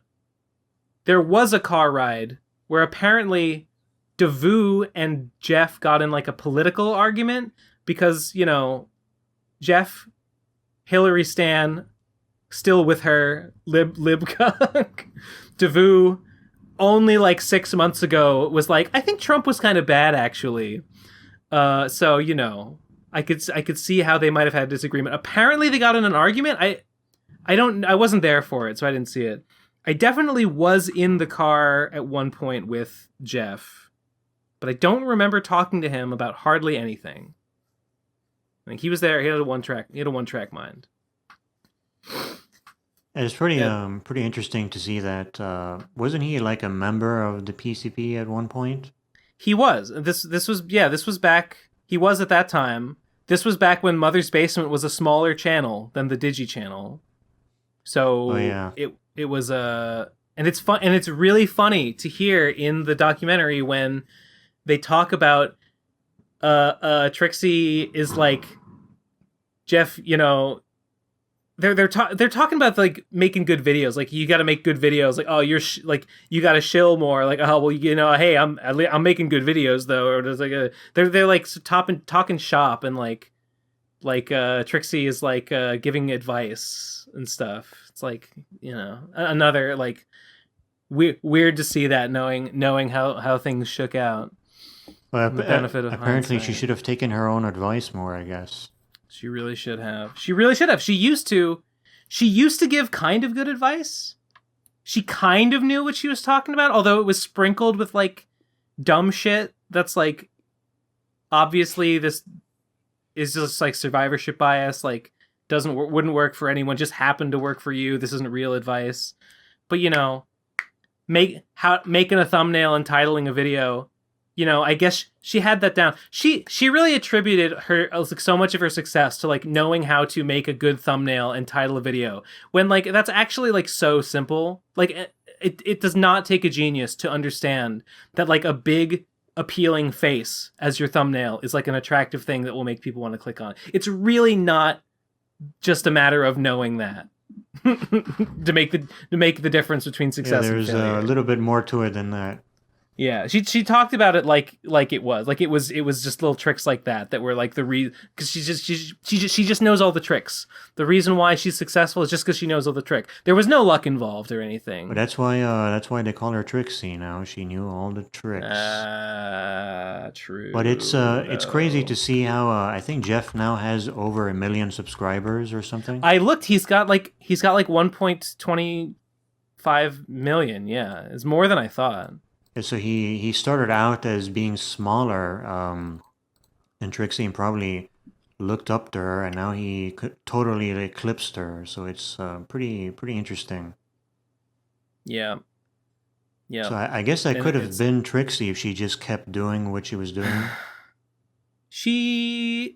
I mean, it wouldn't have been exactly the same, but okay. You know what? I feel like Trixie's content was always a little more niche because of the personal angle. I'm gonna say, like, I don't know too much about what Jeff his content is like, but it seems more like wider appealing but less emotionally like interesting from like a review or analysis perspective. Trixie could have gone a different route and ended up much more successful, but it's not like Yig was like the end. It's not like everything was going great and then Yig was like, oh, she changed her formula, she changed her name, she changed all this stuff. That's what ruined it. It was already on the. I mean, how they marketed was a big failure. Yeah, I noticed there was a decline before the Yig stuff. There was a big decline, and then it led to stuff like the rants, right? Stuff like the rants are her basically being like, okay, my channel is floundering, like my numbers are stagnating. So what I need to do to make money is to lean more into the niche, like parasocial element of it. Which I'm not saying that is like it's wrong to do that, but it's a sign that like, you know, my metrics, my pure numbers are not pulling the weight. That the crazy thing is the rants were like really successful. She was getting more of them than she could have even. They done. were. Looking at her Patreon, it's funny. I'll bring up the graph. The graph I always look at.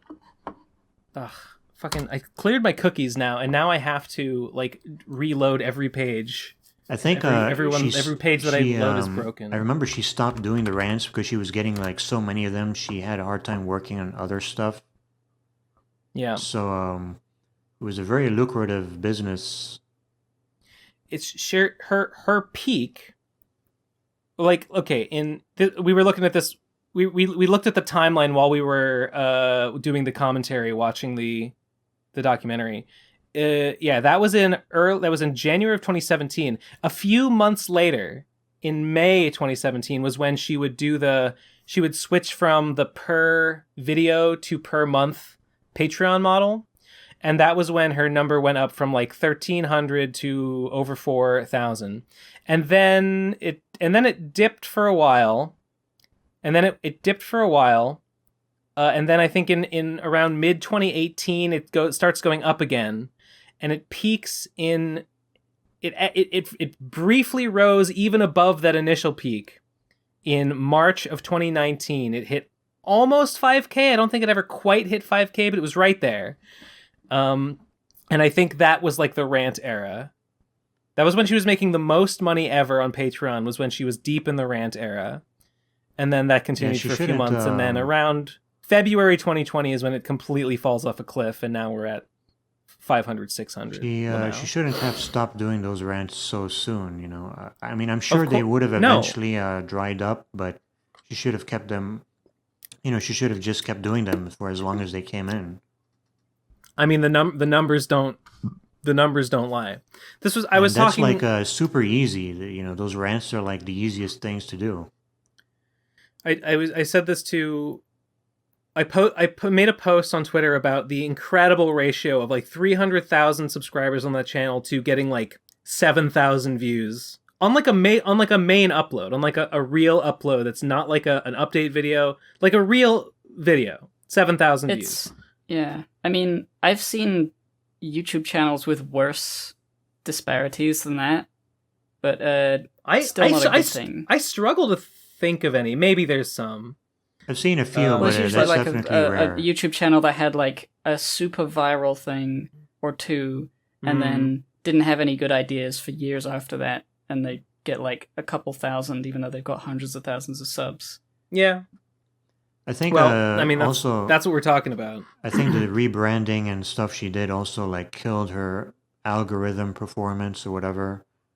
So I think there's something to that. There's something to that. It probably did. I think at the end of the day, it's just that people don't like her anymore and don't want to watch her stuff. Like, that's definitely part of it. You could be as fucked by the algorithm as possible, but if people want to watch your stuff, they're gonna watch it, right? You can't just blame the algorithm for everything. Like, at the end of the day, you're responsible for making stuff people want to see and being someone that people want to watch. But shit, what was I gonna say? I had one other. I was talking to Mimiori, the Among Us girl on Twitter, and we were talking about the rebrand and how stupid it was. And I said, like, I wrote a reply, and it made me think, and it just was like when she was talking about in the like future of Yig video, she's talking about all these projects that they're going to be doing, and then I think in the I Hate Digibro video, she's talking more in the past tense, like it's what she wanted to do. She kind of reiterates it again, and the idea is, I want to live in a truck or a trailer or a RV, live with my boyfriend, go around, meet people, make stuff, and then just move and just go from place to place, meet up with people, make work on projects, and the way that it sounds to me is that, and the way that she describes Yig as her crew, when she says her crew, to me, it doesn't sound like she's talking about like a One Piece nakama. It's like a production crew. Like they're there to work for her. Like they're there to work for her for free. They're there to set stuff up, make connections for her. And this is consistent with like how Riley presents himself. Riley says, like, I'm the producer. I have the connections, right? I'm gonna set it all up for you. Yeah, I'm gonna bring in like professional people. I'm gonna make RadCon 5 happen, and I'm gonna make it like a professionally like hosted event, like a catered event or whatever. It's gonna be like a real rap show this time, not like whatever bullshit you were doing. When she describes them as a crew and she talks about the things they're doing, it sounds to me like the goal here was to become, and she talks about how she wants to be the director. She wants to be like the director of a studio. I really think she just wanted to get these friends that she could just tell them what to do, tell them to make stuff, and they would just do it and make stuff and put it on her channel, and they would do shit for her, and other people would make shit. And she could just get to like take credit as like I'm the director of this studio. This is like all under my umbrella. I don't have to do anything. I don't have to do any work. I can just smoke weed, and other people will make shit for me. Yeah, but isn't that the capitalist dream? I think so. I really think that's... She never quite puts it in those terms, but that's my read of like when she describes what she wanted for Yig. I think that's what it is. She just wanted to be able to step back and have a self-sustaining content machine under her branding, under her control, that she could just, profit off of, live off of. I don't know how accurate that is, but it does seem that's just like my opinion. Her creative drive to make stuff is sort of gone. I mean, she was writing Kuso Mega, which was like a light novel, and she it seemed like she was really into it, and lots of people were like, "Oh, this is cool. You should really make this a thing." And I felt like she was going to, but I don't know what's going on with that. For NaNoWriMo, she sort of stopped. For November last year, for NaNoWriMo, she's at the beginning of the month. She said she was gonna write a novel, maybe 3, like maybe 2 or 3, and then the whole month goes by, and literally all she does, she writes like a 1.5-page short story about. She first of all, she asks people like, give me an idea for a short story on Twitter. Someone suggests, I don't know, something about a robot or whatever. So she writes like a 1.5-page short story about a robot, and that's it. What happened to the 3 novels you were going to write? And it's been that's something that's been the case with her for a long time. She starts a lot of projects and doesn't finish most of them. Yeah. Well, I guess that's always kind of been true, but it's sort of been like held up by her work ethic. She was able to make lots of stuff, even if a lot of the projects didn't go anywhere. The human content machine, as like a gimmick, it's just, I don't know why that has also gone with Yig. She's not interested in making stuff on like a large scale, because I think that's a lot of the reason why she remained and became so big as a internet figure. She did used to just the amount of stuff she was able to produce. She did used to have a pretty good work ethic. Not all of it was the best. I think it's because, like, from my perspective, I don't really have a say in like what a internet person does for their internet job. It's like, if you don't want to make your videos or create things anymore, then whatever. I don't care. That's your prerogative. That's your life. But if we're talking about like her as like a person, I don't know why she thinks letting go of the work ethic is a good idea if she wants to continue the internet stuff. Yeah. With people doing the work for her instead. It just seems not like it's not going to work. It's not, and it seems like it hasn't. And it has not worked. At this point, I think she said in the I Hate Digibro video that like, if these numbers continue, like if the views continue to only get the amount of views they've gotten, she will eventually quit. And they've only gotten worse since then, which is very funny.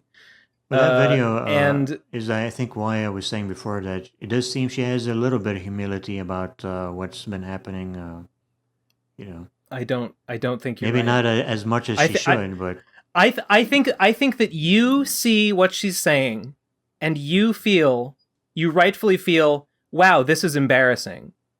She does not feel that way. She doesn't understand. She does not recognize that this is that a failure has occurred publicly and that she ought to be humbled by it.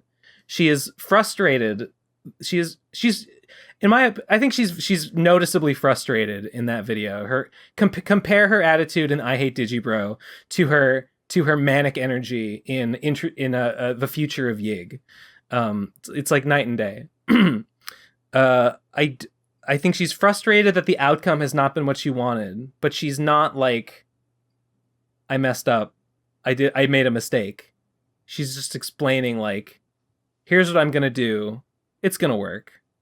Okay, bye. But all I'm saying is, at the very least, she's like admitting the outcome is bad, whereas before she seemed to just completely. She acknowledges that the numbers are low. So like, good for her. She can count. Good for her. Before, she notices that there's less money in her bank account. Before, she wouldn't even acknowledge that there's a problem. She would kind of like censor all mention of it on the channel. People who post comments saying the views are bad or whatever, and those comments would get deleted. The dislike ratio. Yeah. Of course. Well,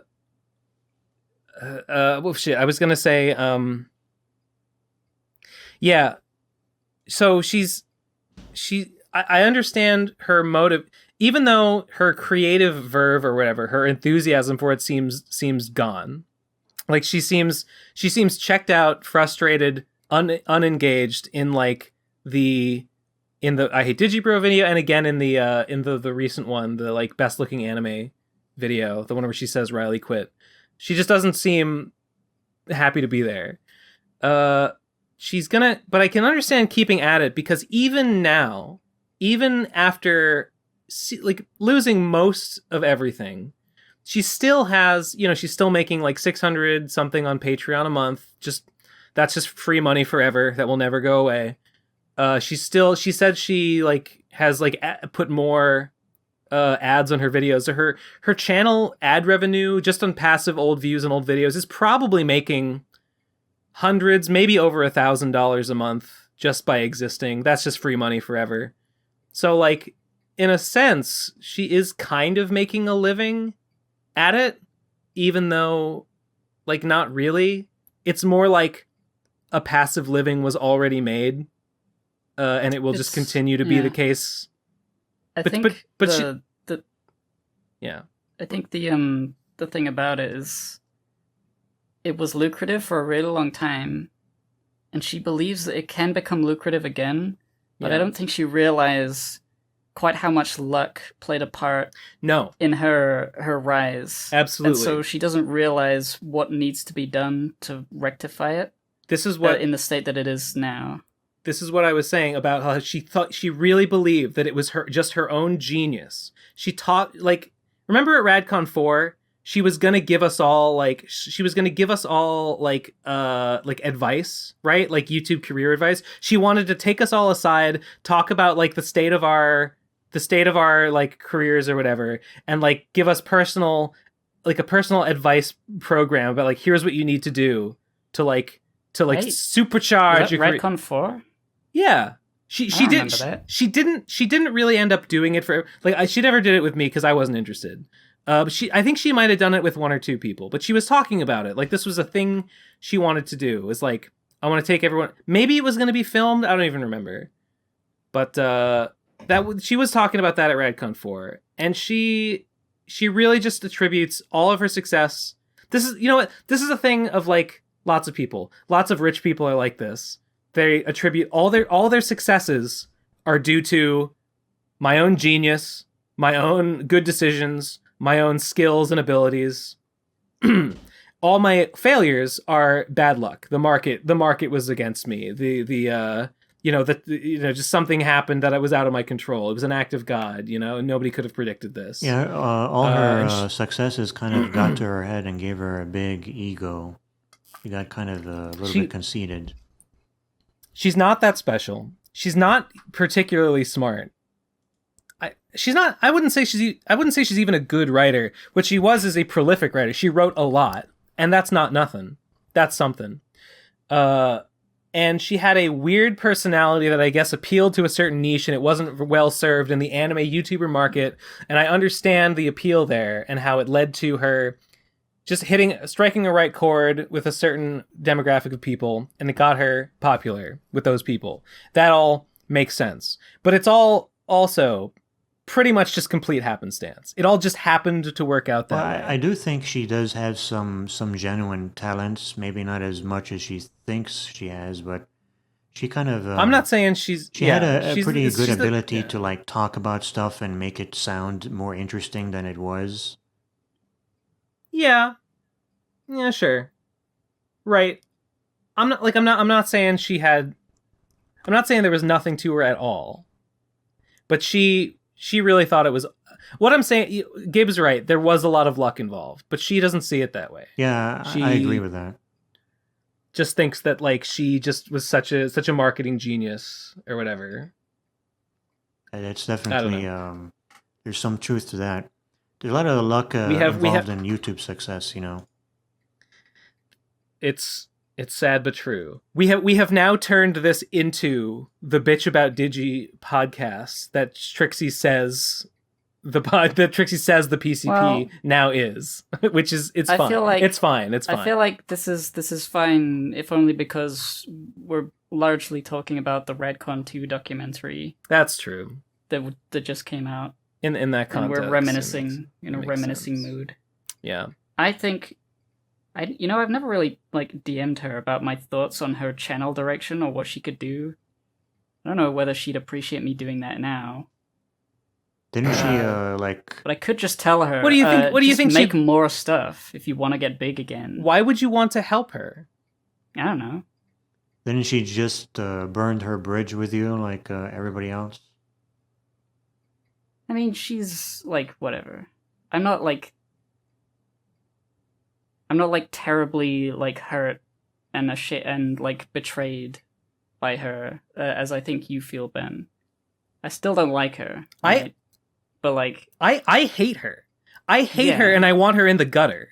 That's literally what I want, and I'm not ashamed of it. But it's a very I'm not quite. It's a very saint core thing to say. And you know what? And I'm a good person, and I am full of light. I am Kingdom Hearts because she deserves it. And evil should be punished. I am the good guy. And I mean that. And I'm not joking. Yeah, that's exactly what a good guy would say. This is what a good guy would say. Listen, I think I don't know. In my opinion, the karmic scales of balance are out of whack, and even to this day, even now, she has so much more than she deserves. What she has now, maybe like $1,500 in passive income, just money that she gets just for breathing. That's so much more than most people have. That's amazing, an incredible blessing. She doesn't deserve it. She's a bad person. Literally, she deserves nothing. So if, fucking a fire at internet headquarters occurred tomorrow and all the servers went down and YouTube died forever and Patreon died forever and all that money was gone and she was back to zero, I would laugh and I would say, good, this is what should have happened. This is just a good thing that's happened. Justice has been restored. And that's where I'm at. And I will always be there. It sounds like YouTube is the UBI we failed to make. Why didn't everybody, if everybody had just started making YouTube videos back in 2015, everyone would be rich. Just like if everyone had just bought Bitcoin back in 2014. Exactly. Everyone would be rich. Stupid. Duh. It was the solution to the economy, but everyone who just didn't recognize it at the time is just too stupid and they deserve to be poor. Yeah, duh. Precisely.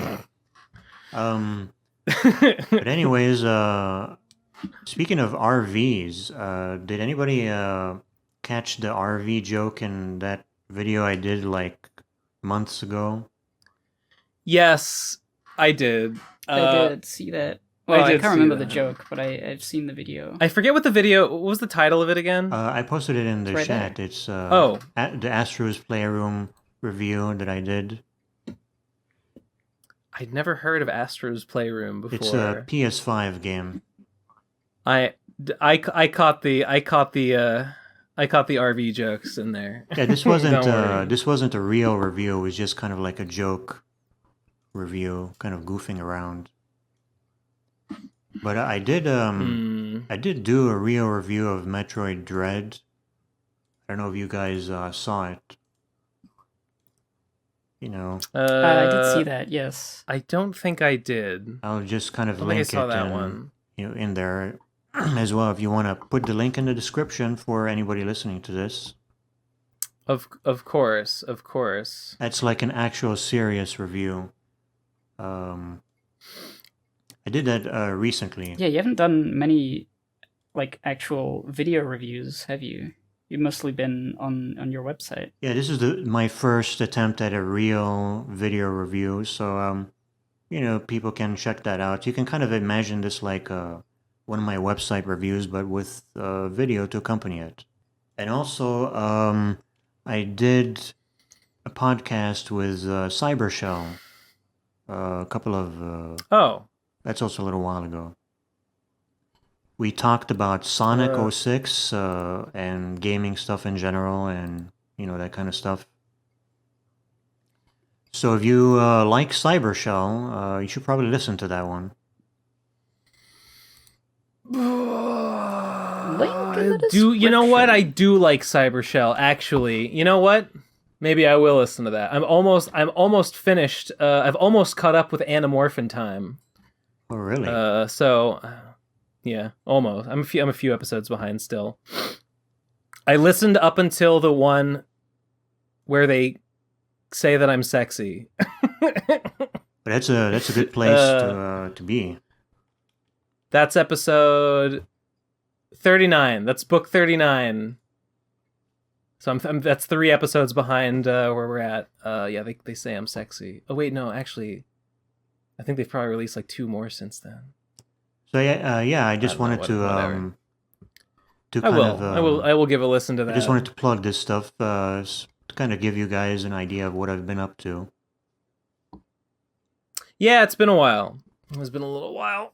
And I'm working on a major secret project that maybe will come out this year, hopefully in 50 years from now. A major secret project, huh?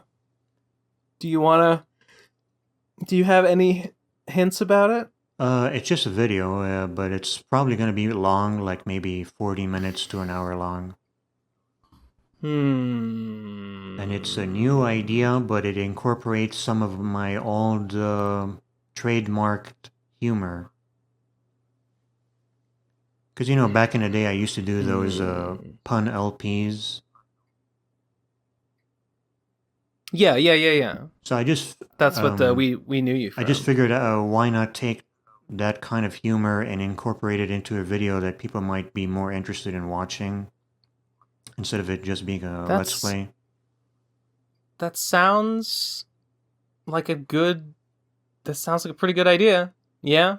Makes sense to me. Yeah, that's what I thought. So I'm hoping to see if people will like that. Well, let me know when that's out. I'll check it out, whatever it is. Yeah, I'll definitely let everyone know about it because it's going to take quite a while. Good. I see. Well, it's not good that it'll take a while, but interesting. Well, it's just going to take a while because I'm really slow at this kind of thing. Well, same. I was hoping that I'd be done drawing those Slime and Punishment by now. Almost halfway through February, and I would say I'm probably more than halfway done with drawing. Probably. It's hard to say. I was hoping to be further, but so you're basically just you're finished with the game and you're just waiting for the comics, right? Yeah, and it's a bit annoying. This is ridiculous. This sounds wild. I had actually intended not to release the Sonichu 102 lecture until I had finished this game. Yeah, and the comic, I'm well aware of that. Really? Yeah. Okay. Well, I was gonna release them all at once, but then that lol. But then that other stuff happened, and I was like, now's the time. Yeah, now's the time. That was kind of a bad idea in retrospect. You mean holding on to it? Yeah, it was. I'm sure when you first came up with the idea, it sounded cool. It's. I didn't think it would be like a year. And it probably would have been cool if you didn't take as long on the game. Yep. True. But I did. But yeah, so if nothing had happened on that front, I would be saying, yeah, I'm about to release the game and the comic and that video. But game development takes a very long time, so I'm not really surprised that it took you so long to put it together. The game, the little game that I made for the Champion took me less than a month to make that, and so I thought this game would be maybe a few months, but it ended up ballooning out. Yeah, a lot of people don't know how much hard work it is to develop a game, even if it's small. Because you kind of, like if you go back and you look at some of those old games on the Genesis and the Super Nintendo, like Mega Man X, for example, a game like that, it's only like around 2 hours long, but it took the development team like maybe a year or more to make it. Yeah. So, and it's they had to do a lot of testing and polishing and bug fixing. They were pretty serious about bug fixing back in those days because there were no patches. Yeah. It just. I didn't expect it to be quite. I knew it would be a big undertaking. It was bigger than I expected. Oh well. But so what I'm saying is, I feel a little stupid, a little bad about holding on to the game when it's done, and I'm like, this is kind of like what I did with the lecture.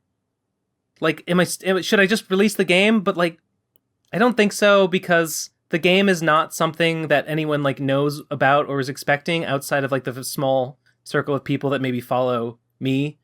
I don't think it's not like something that has like much of a broader like appeal. I think kind of whenever the game comes out will be basically the same. Like there's no real difference in releasing it like this year versus last year versus next year, like whatever. I guess that's the other weird thing about all of this is that you're working really hard on something that has like very limited outside appeal.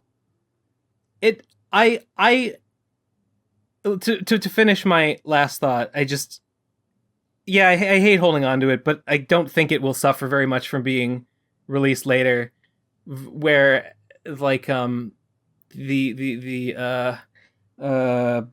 it's so tied in. The lecture is kind of its own thing. It's not really part of the same thing. It's related, but like the game and the comic are literally one and the same. So I feel like it's okay to hang on to this for another month or whatever. Because as long as you don't take another year.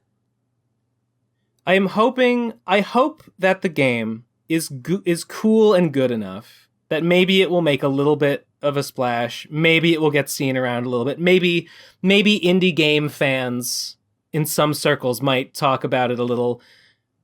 Maybe it'll get seen.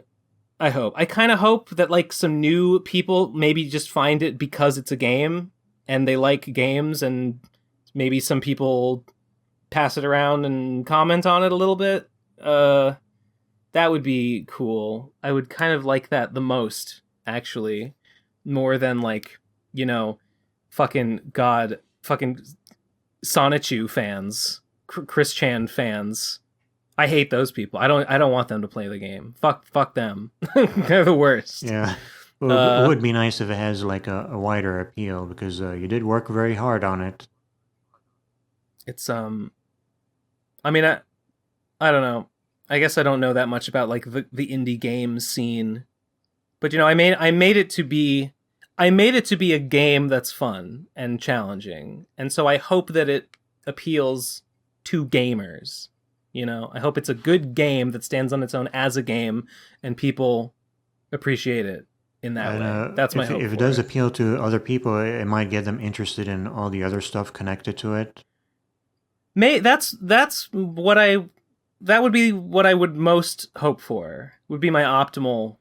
Maybe somebody will play scenario. it and then be like, I wonder what all this stuff is about, and look up the comic or whatever. That's what I hope. That's what I really. It could be like a marketing tool. It's a thing that I made, and I hope it gets seen. and it ties into some other stuff I made. So maybe if it gets seen, it would get that stuff a little more seen. It kind of reminds me of how back in the day they used to have those cartoons to market the toys. I think that was the case for Transformers. Mm. So you're saying this is the new Transformers? Yeah, basically. Yeah, it's very similar. It's very similar to Transformers. It's just there to sell the toys. What would you do if Hasbro came to you and said, "Hey, we want to buy the rights to Phantom's Revenge"? More like they would cease and desist it. Nah, because it's an OC. They can't do anything. It's just a parody, right? Well, I would take their money. But that's not a very interesting answer, but expected. What else? Why? What would you do?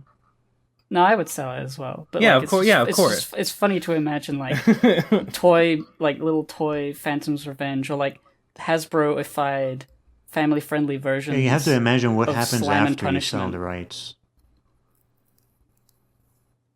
What happens after I sell the rights is I just have some money. I don't know. What would they do? They would okay, in this ridiculous scenario, they come to me, they're like, "Wow, we love your game. We're going to make remake Phantom Horn on the Switch. We're going to make a whole series of comic books about him. We're going to have it's going to be tied into the G5. We're going to make some changes though. We're going to make some changes to the character." I would be like, "Sure, whatever." It just wouldn't matter. They get the rights to T-BAP. They get 50% of the rights. It just wouldn't matter that much to me because, they could do all that if they want to. Honestly, it wouldn't even if they did that. It wouldn't change anything. It wouldn't stuff that. It wouldn't change what I think about the character.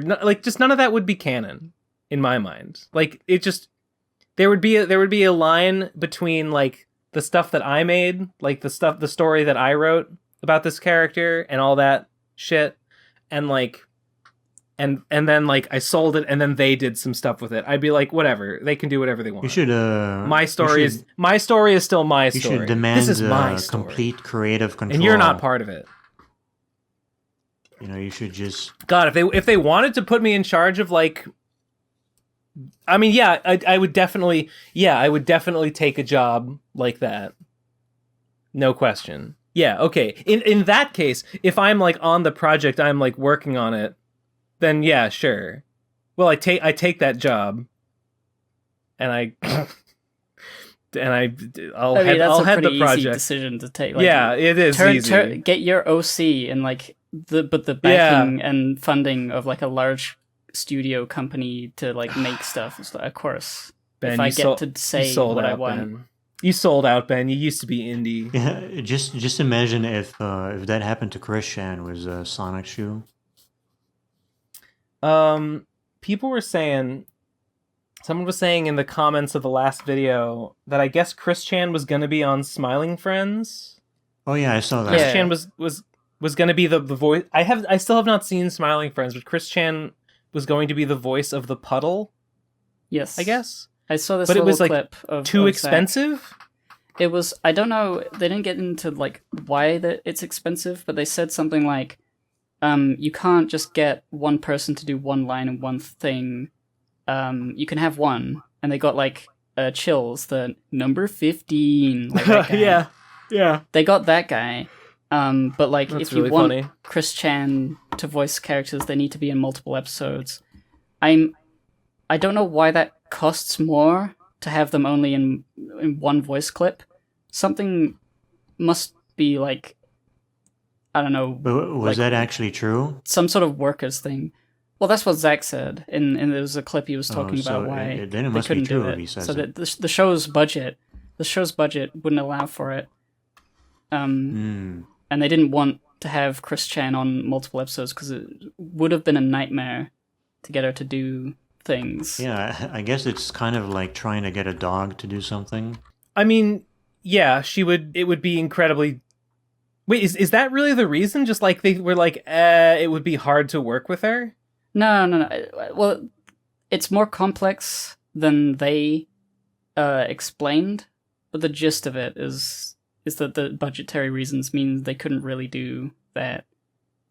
And then later, like, I don't know. So it's not that she's expensive, it's just that having her on the show. No, it's not that Chris Chan has like a high price tag. It's that the way that they do like hiring people would have made it more expensive beyond the budgetary thing. I guess because you got to compensate them for using their voice in a small part rather than like a larger part. I don't really get it. Right, you can't just. I have no idea why that's. You can't just use them for free, like somebody else might.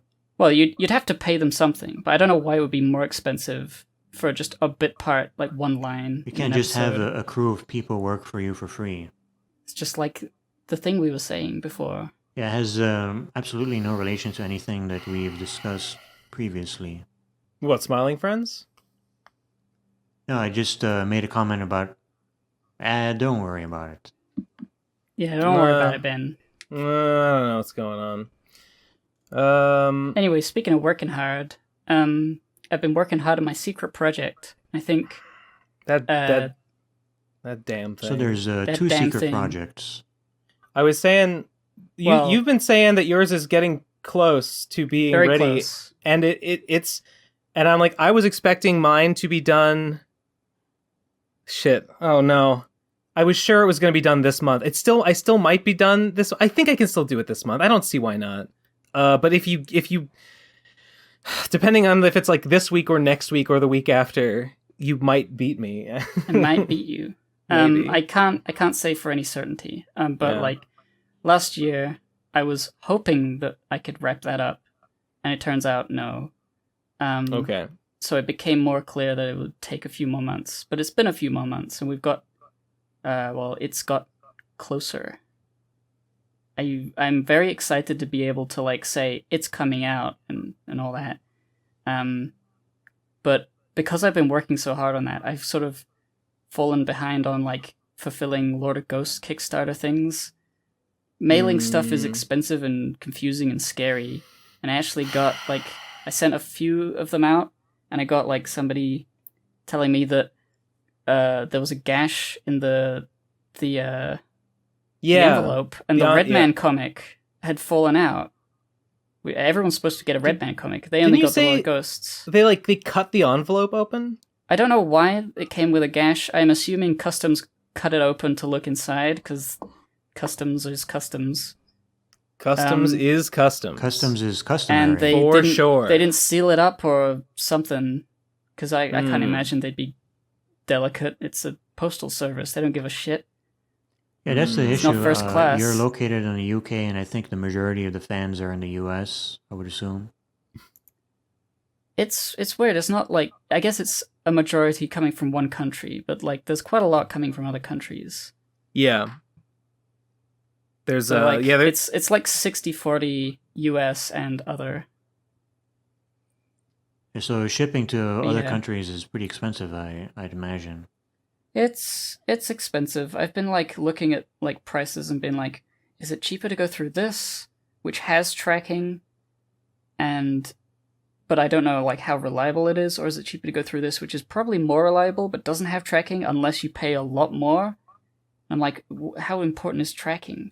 If the parcel arrives with a fucking hole in it and something's fallen out, I don't want that to happen more than once. So I'm like, I'm not sure really what to do with all that stuff. Yeah, that's why whenever I sell stuff on eBay, I just sell it to the US locally. I hate having to deal with shipping stuff overseas. Yeah, I mean, I think part of the reason it's stressful is because I didn't know the cost of sending all of these things would be so high, because of the weight of the comics. I tried not to have like the comics have too thick of paper to keep down the weight, but even at like a normal, like, oh, this is a normal page and it's not too thick and it's not like flimsy thin, it still weighs quite a bit, and it bumps the price up. Yeah, paper is a lot heavier than you'd expect. I have I have a bunch of old issues of Nintendo Power magazine stacked on top of each other. And one time I tried lifting it and it was so heavy I couldn't lift all of them at the same time. That was back before I worked out. Now I can lift them just fine, but they are pretty heavy. One little finger.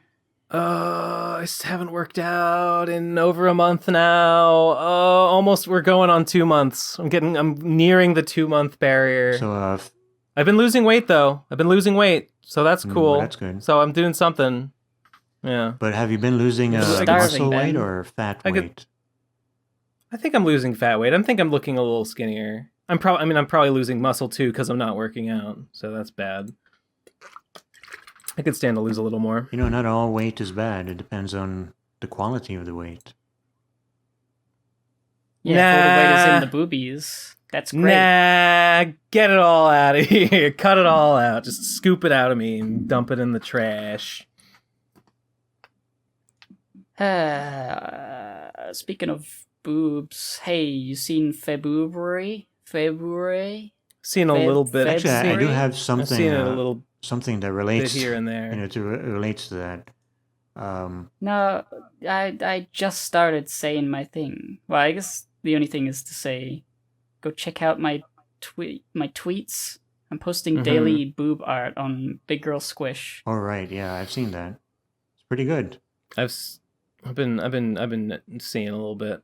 I feel like I need to like actually try to improve my skills.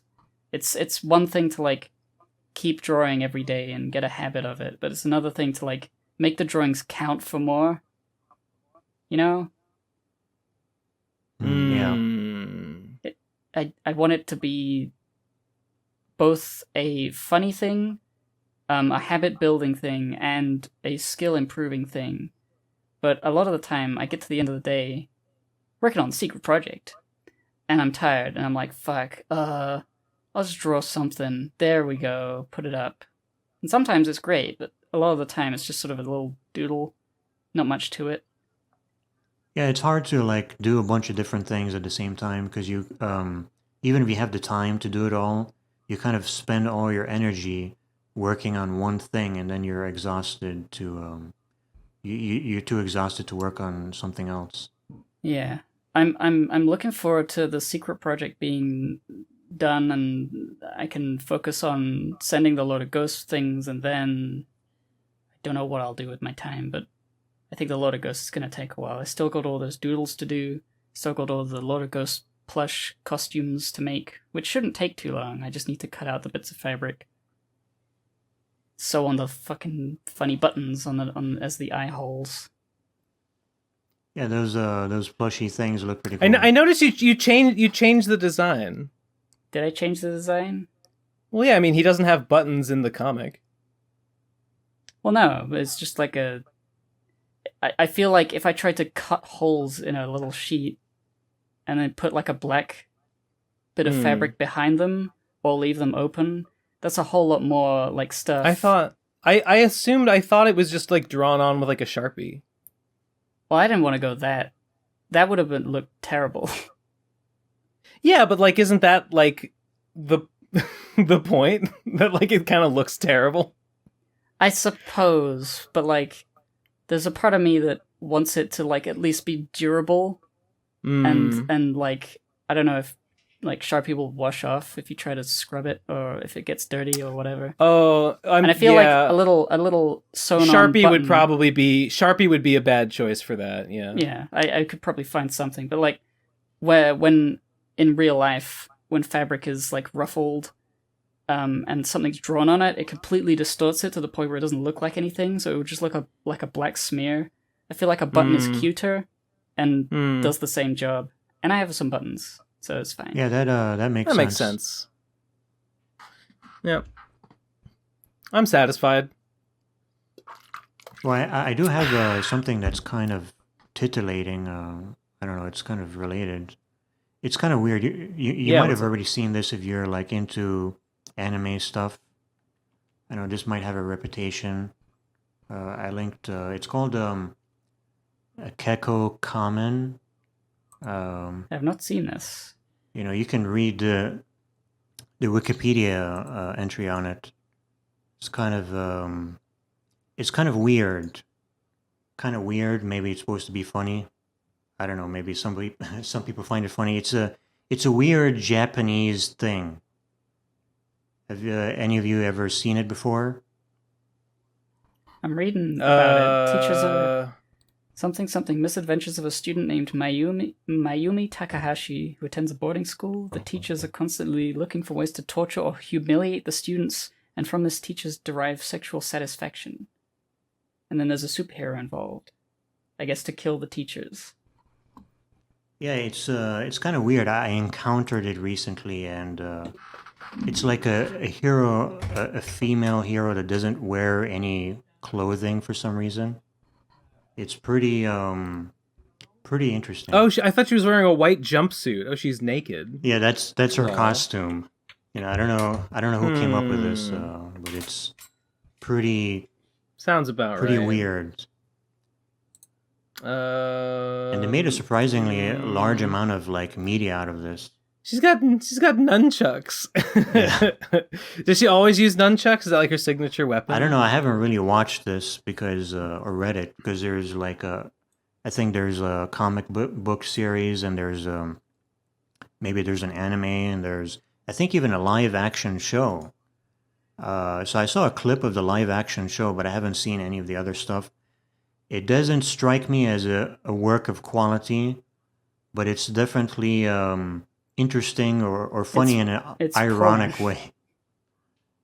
I'm reading the plot. Okay, first-year student Mayumi Takahashi attends a junior high school called Sparta Academy, where the penalty for any student, usually girls, making the slightest mistake is being sexually humiliated by the perverted, corrupt, and misogynistic teachers running the school. The principal being a demonic jester-like villain named Toenail of Satan. However, before the teachers can take their sexual advantages too far, Kekko Kamen steps in and delivers a sound beating to the teachers, and usually performs a finishing attack by jumping into the air and landing crotch first onto her opponent's face.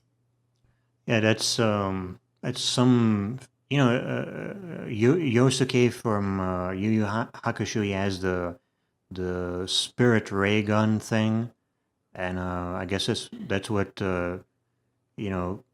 this Kekko Kamen has. Her own special move. You can call it that. It's pretty special. This entire thing's pretty special. So it's if you say so, man.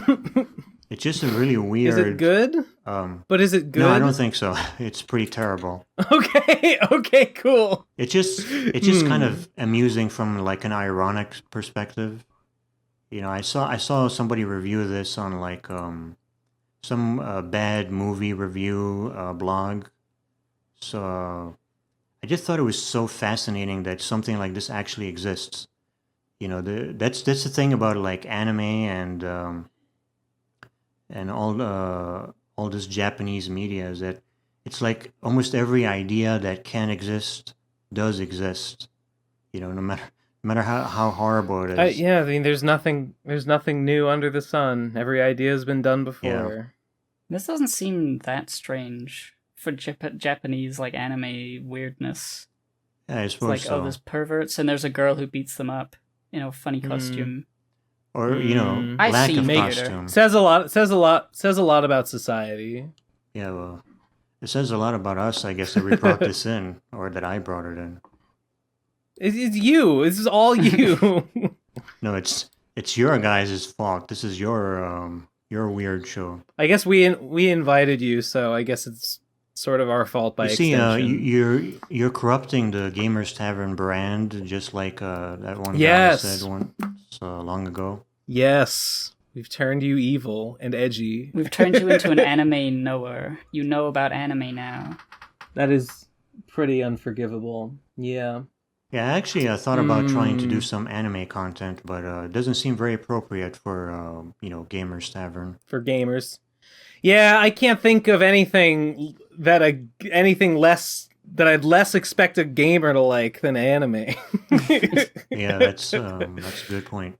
Well, you just got to do an anime game. You got to make a video about an anime game, and that'll bridge the gap. You got to do that as like your dues. Pay your dues. You got to make a separate channel called the Anime Arboretum, and put all of the anime stuff in there.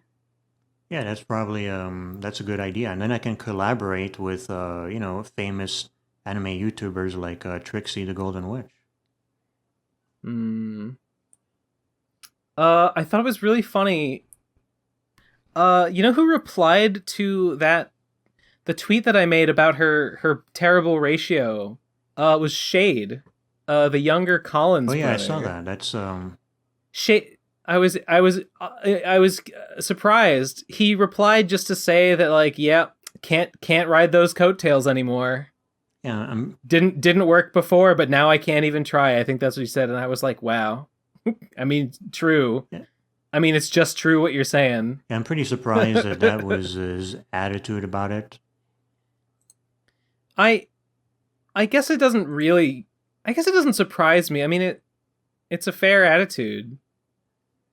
I guess it's like his mom, Trixie's mom, and Shade's mom, unfriended me on Twitter, unfollowed me on Twitter. Oh, really? That's that's pretty sad. I'm sure you're yeah,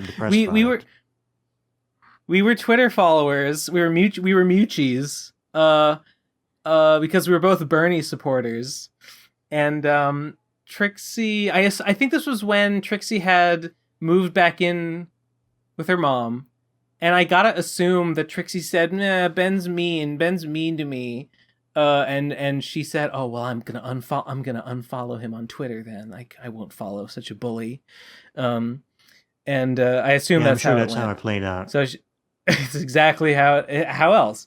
So she unfollowed me. So I guess I had just kind of assumed that by making an enemy of Trixie, I was making an enemy of her whole family, but maybe not. There was actually there was a video that Victor did a while back, or kind of recently, I think, where Trixie was sort of in it towards the end, on the Vic and Hope channel. What? Yeah, she just kind of pops in towards the end of one of their I think they were playing Bloodborne or something like that. It's like a, that's really weird. It's funny I didn't hear about that. That's interesting. I guess it doesn't shock me too much because I did know that they're living in Virginia again, so I guess they could do that. So I just brought it up because I figure this means that Vic and Trixie are on good terms. I would imagine. I would never imagine. I would be shocked to hear that like Vic was not on good terms because Trixie has spent like her entire life like bullying him, and he has just been fine with it. You could see it in the documentary. Trixie like snaps at Vic several times for no reason at all.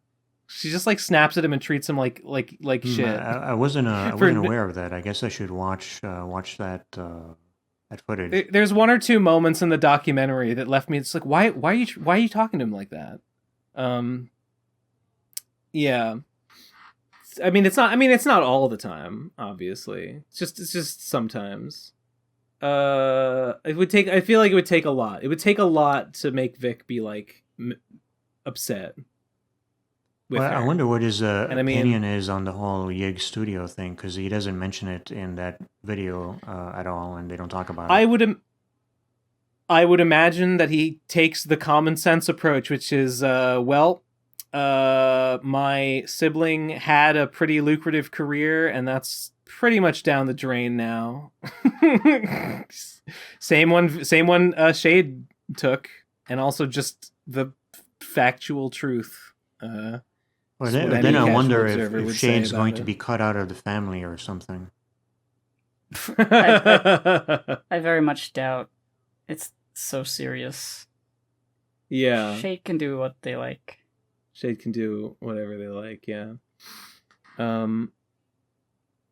What were we talking about? Shall we get to voicemails? Oh God, fuck! I forgot about voicemails. Did you forget about voicemails? Hang on, I gotta pee. I will go to the. I'm gonna go to the bathroom, and when I get back, we will. Hope there's not too many. Now is a good time to do our routine negative Ben Saint talk. Nah, I think that joke's played out. Yeah. Now it's for real. It's no longer a joke. Yeah, exactly. We gotta. I hate Ben Saint. Gotta get all the negativity. He's about so him mean. Out. He's real mean on Twitter. You know, he has a big, mean issue on Twitter. A big mean streak. He's a beast on the internet. He's a ravenous beast, and he'll bite you and suck all your blood out, and he'll laugh about it. No empathy or. And that's not untrue. And he would agree. No empathy or compassion. Pure logic, like Yagami. If he had a death note, he'd use it on you. Yeah, maybe. I mean, I don't know what I did. He would just use it to make more money, you know, because less people on the show would mean more money going to him. No, but think of the draw. Think of the give and take draw. I'm a lucrative brand. Yeah, that's true. If it was just him, probably viewership would sink to an all-time low. It would sink to 0. Everyone's here for me. Yeah, that's a good point, you know. 99.9% are Gib fans. That's the last holdout of the PCP fan base. Okay. Speakpipe.com/PCP voicemail. We're just saying lots of really great things about you. You're the best. Yes. Well, we should change. We should call you a best saint from now on. I think so as well. Shit. Fuck. What's the password? 123 PCP. Remember? Oh, yes. Thank you. All right. Sorry. I'm logged out of everything. I got to. What's the? Just say the password to your bank account on the recording. Oh, got it. Oh, there's too many.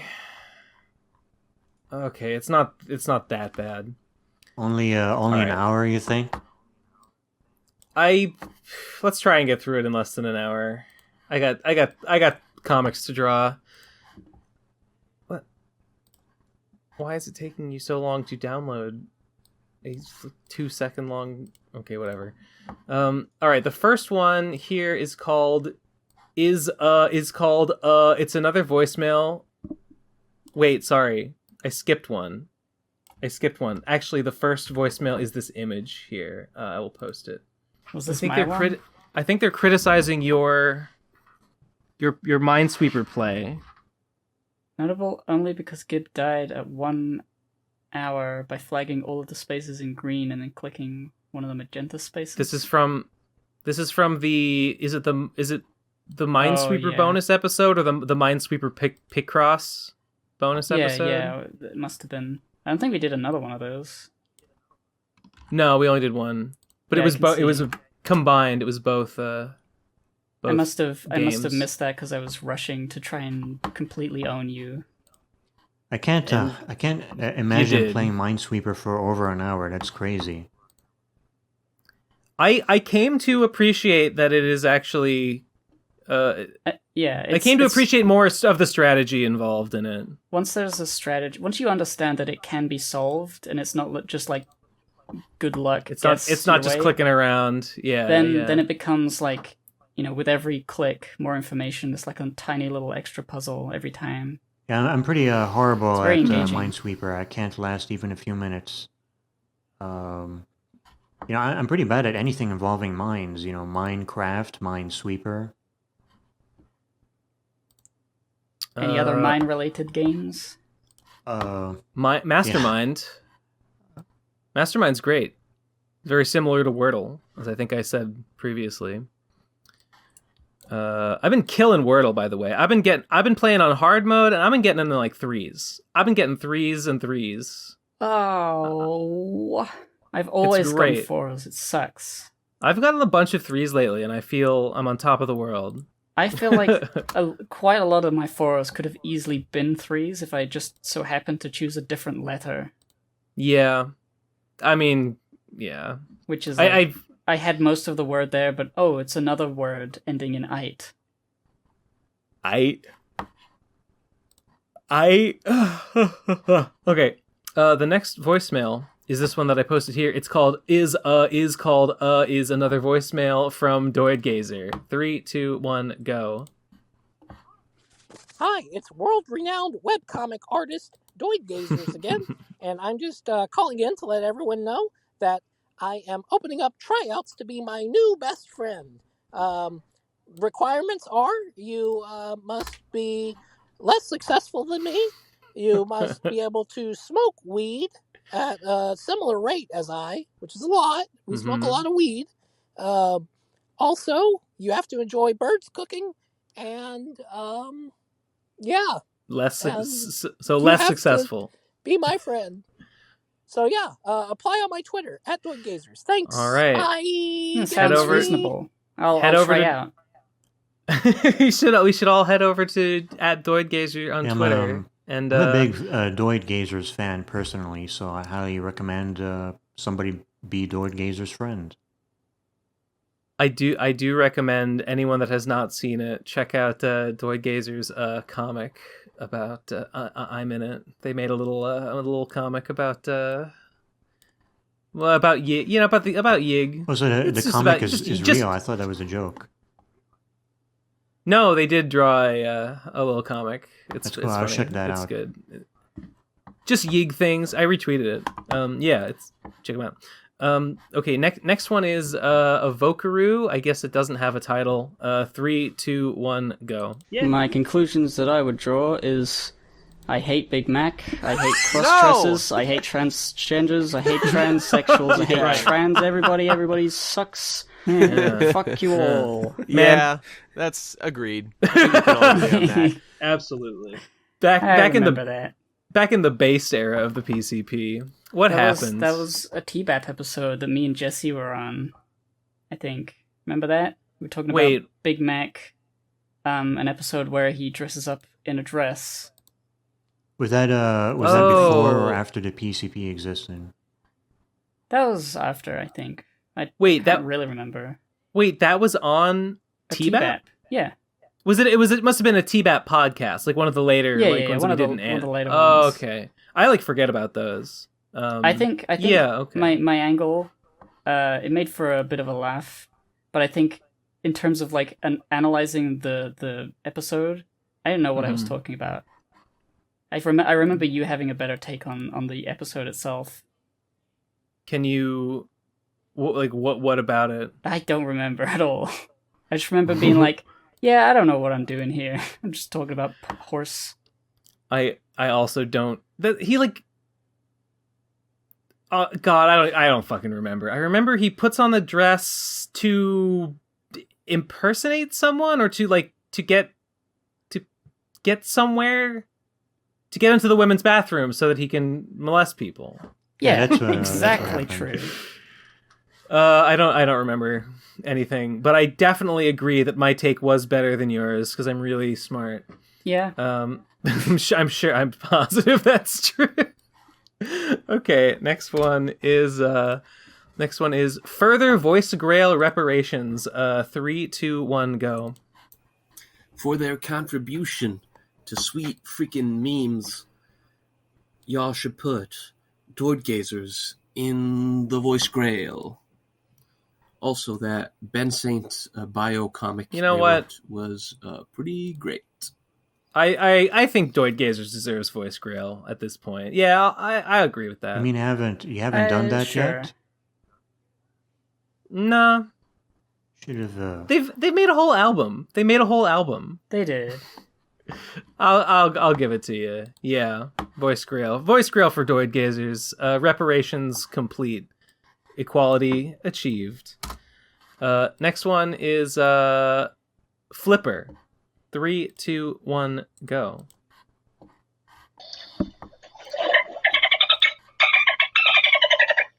What's that, Flipper? and faint? He can deadlift 5 times his own body weight? That's true. Oh my god! That's absolutely true. Why is Flipper telling him this? Why does Flipper It know? is, And why is Flipper screaming like a horde of that is girls? pretty exciting, you know. It's nothing. 5 times the body weight? You're just as strong as an ant. Easily stronger even. I'm trying to load this next one. This next image. It's a whole image album. Best rivalries and this Imager album. Like it's the same thing twice. Oh, why is it the same? Yeah, okay. Best rivalries in anime: Sasuke and Naruto, Goku and Vegeta, Guts and Griffith, Ben Saint and the Golden Witch. It's just true. It's just that's the my truth. my favorite Nothing one. more. The one with the Golden Witch. It's my favorite say- rivalry of all time. I would say it's better than whatever stupid Japanese cartoon other people might nominate. All right, next voicemail is called Voicing My Opinion, Teehee. 3, 2, 1, go.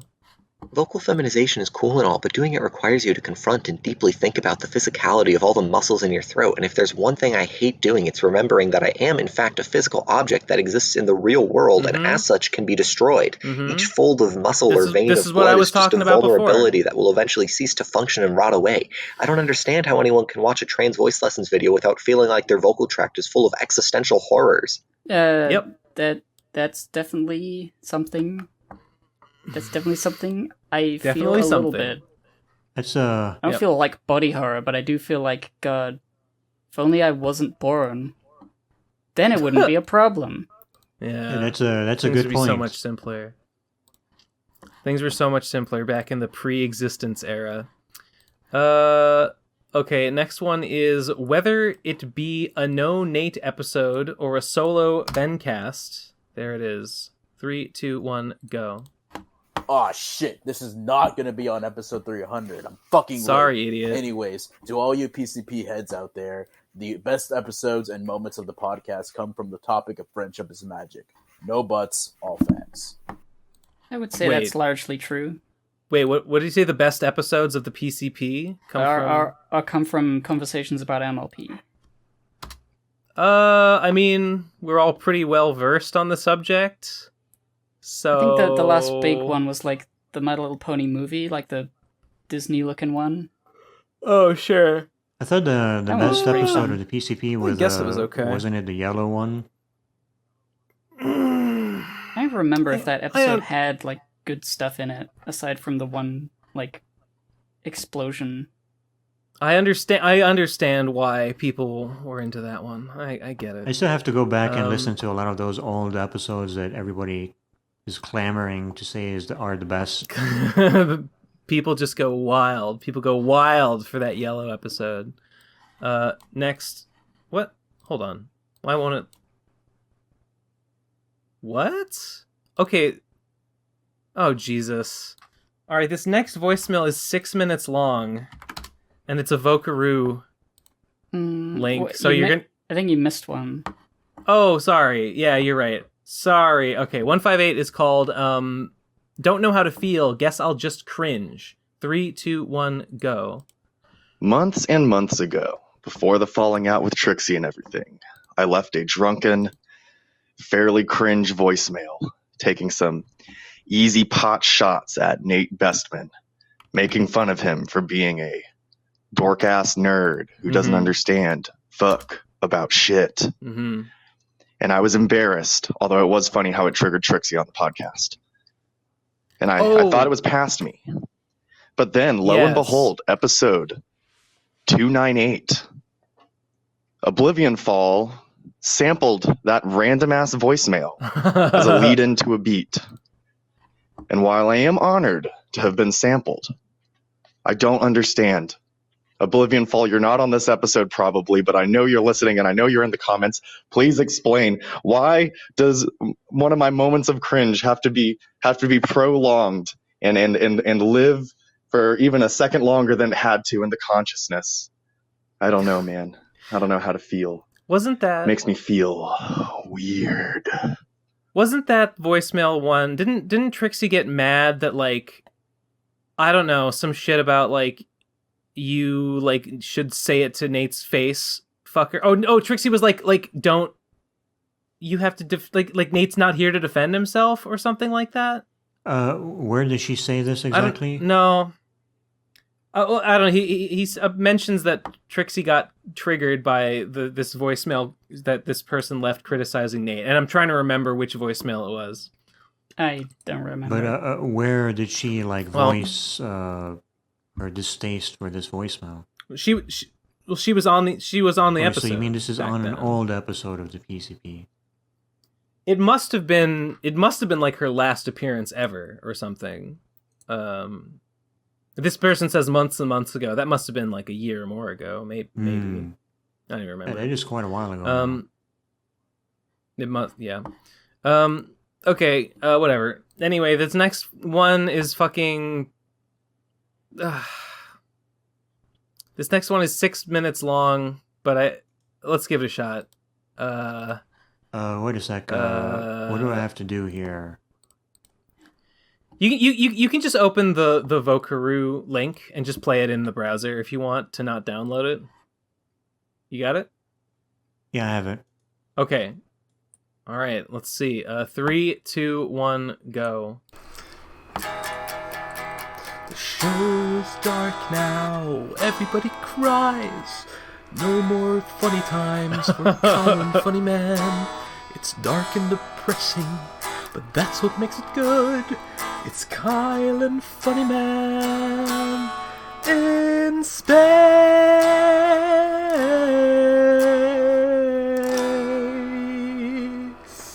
Alright, calm down. Don't shit yourself. Don't fucking cry. Don't slobber all over your keyboard and fucking short circuit yourself into oblivion and die.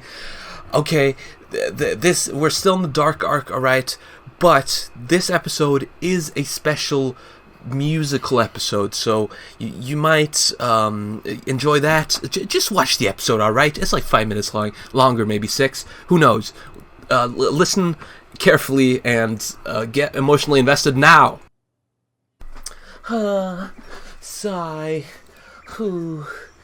Oh man, I came to this weird, freaking, wacky jungle planet and to go on a crazy adventure, but instead I'm sad and confused about my place in life.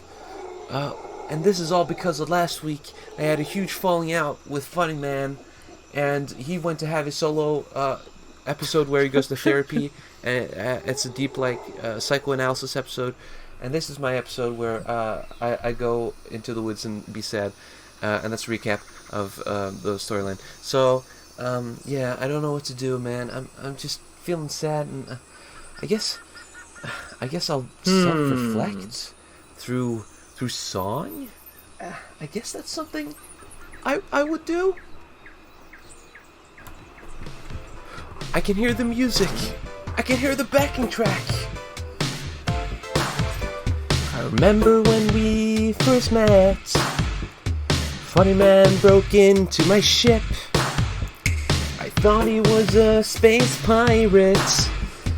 Did he come to rob me blind? No. Then we went on crazy adventures, and everybody loved it. We had fans, but now we hate each other.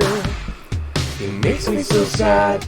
It makes me wanna shit. How can you just leave me standing alone in a world that's so cold? Maybe I'm just too demanding. Maybe I'm just like my father, too bold. Maybe you're just like my mother. She's never satisfied. Why do we scream at each other? This is what it sounds like when Kyle cries. Oh man, I'm so fucking sad.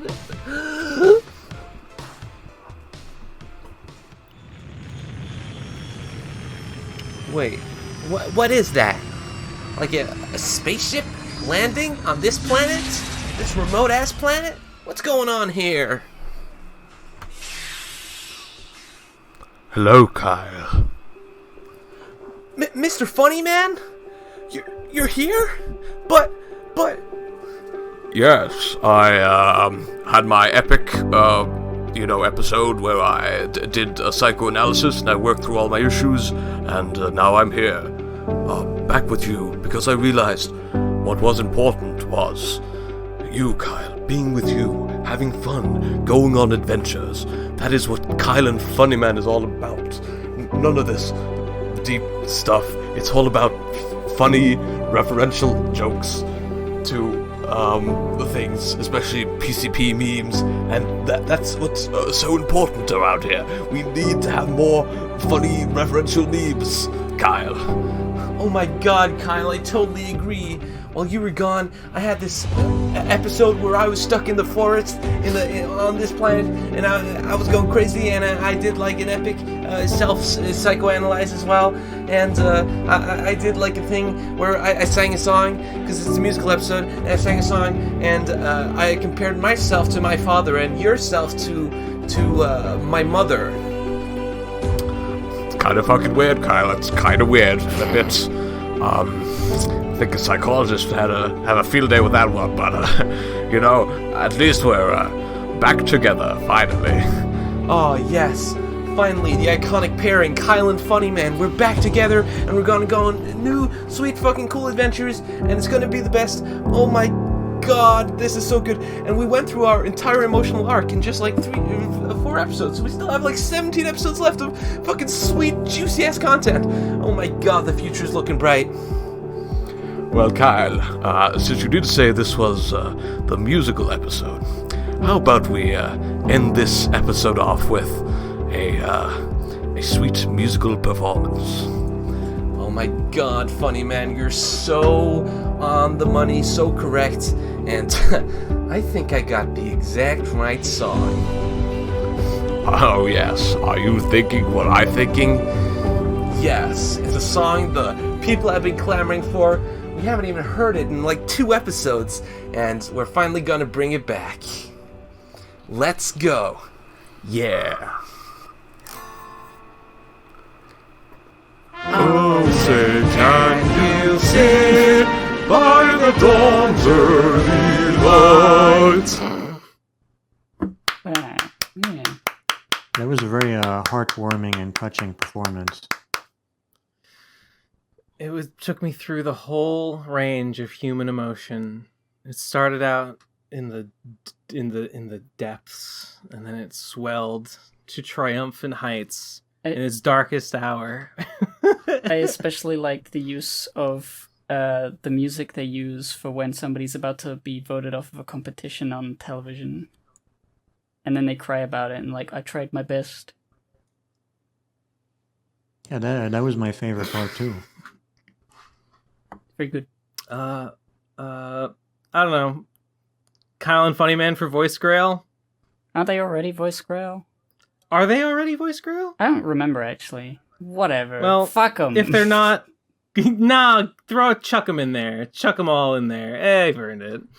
Well, that was what more can I add? What more can I add to that, the experience that was that voicemail? Honestly, kind of justified its length. I can't believe it. 6-minute voicemail? Didn't even mind. Wasn't even bored. Crazy.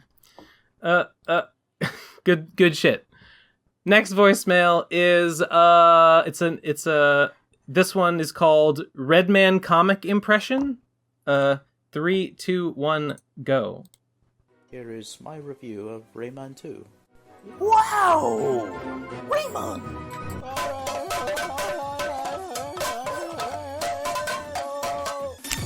What the heck? 9 out of 10. Based! I remember that. The little Redman comic I did. I don't remember that. I don't remember that one. It sounds just like I imagined he would sound.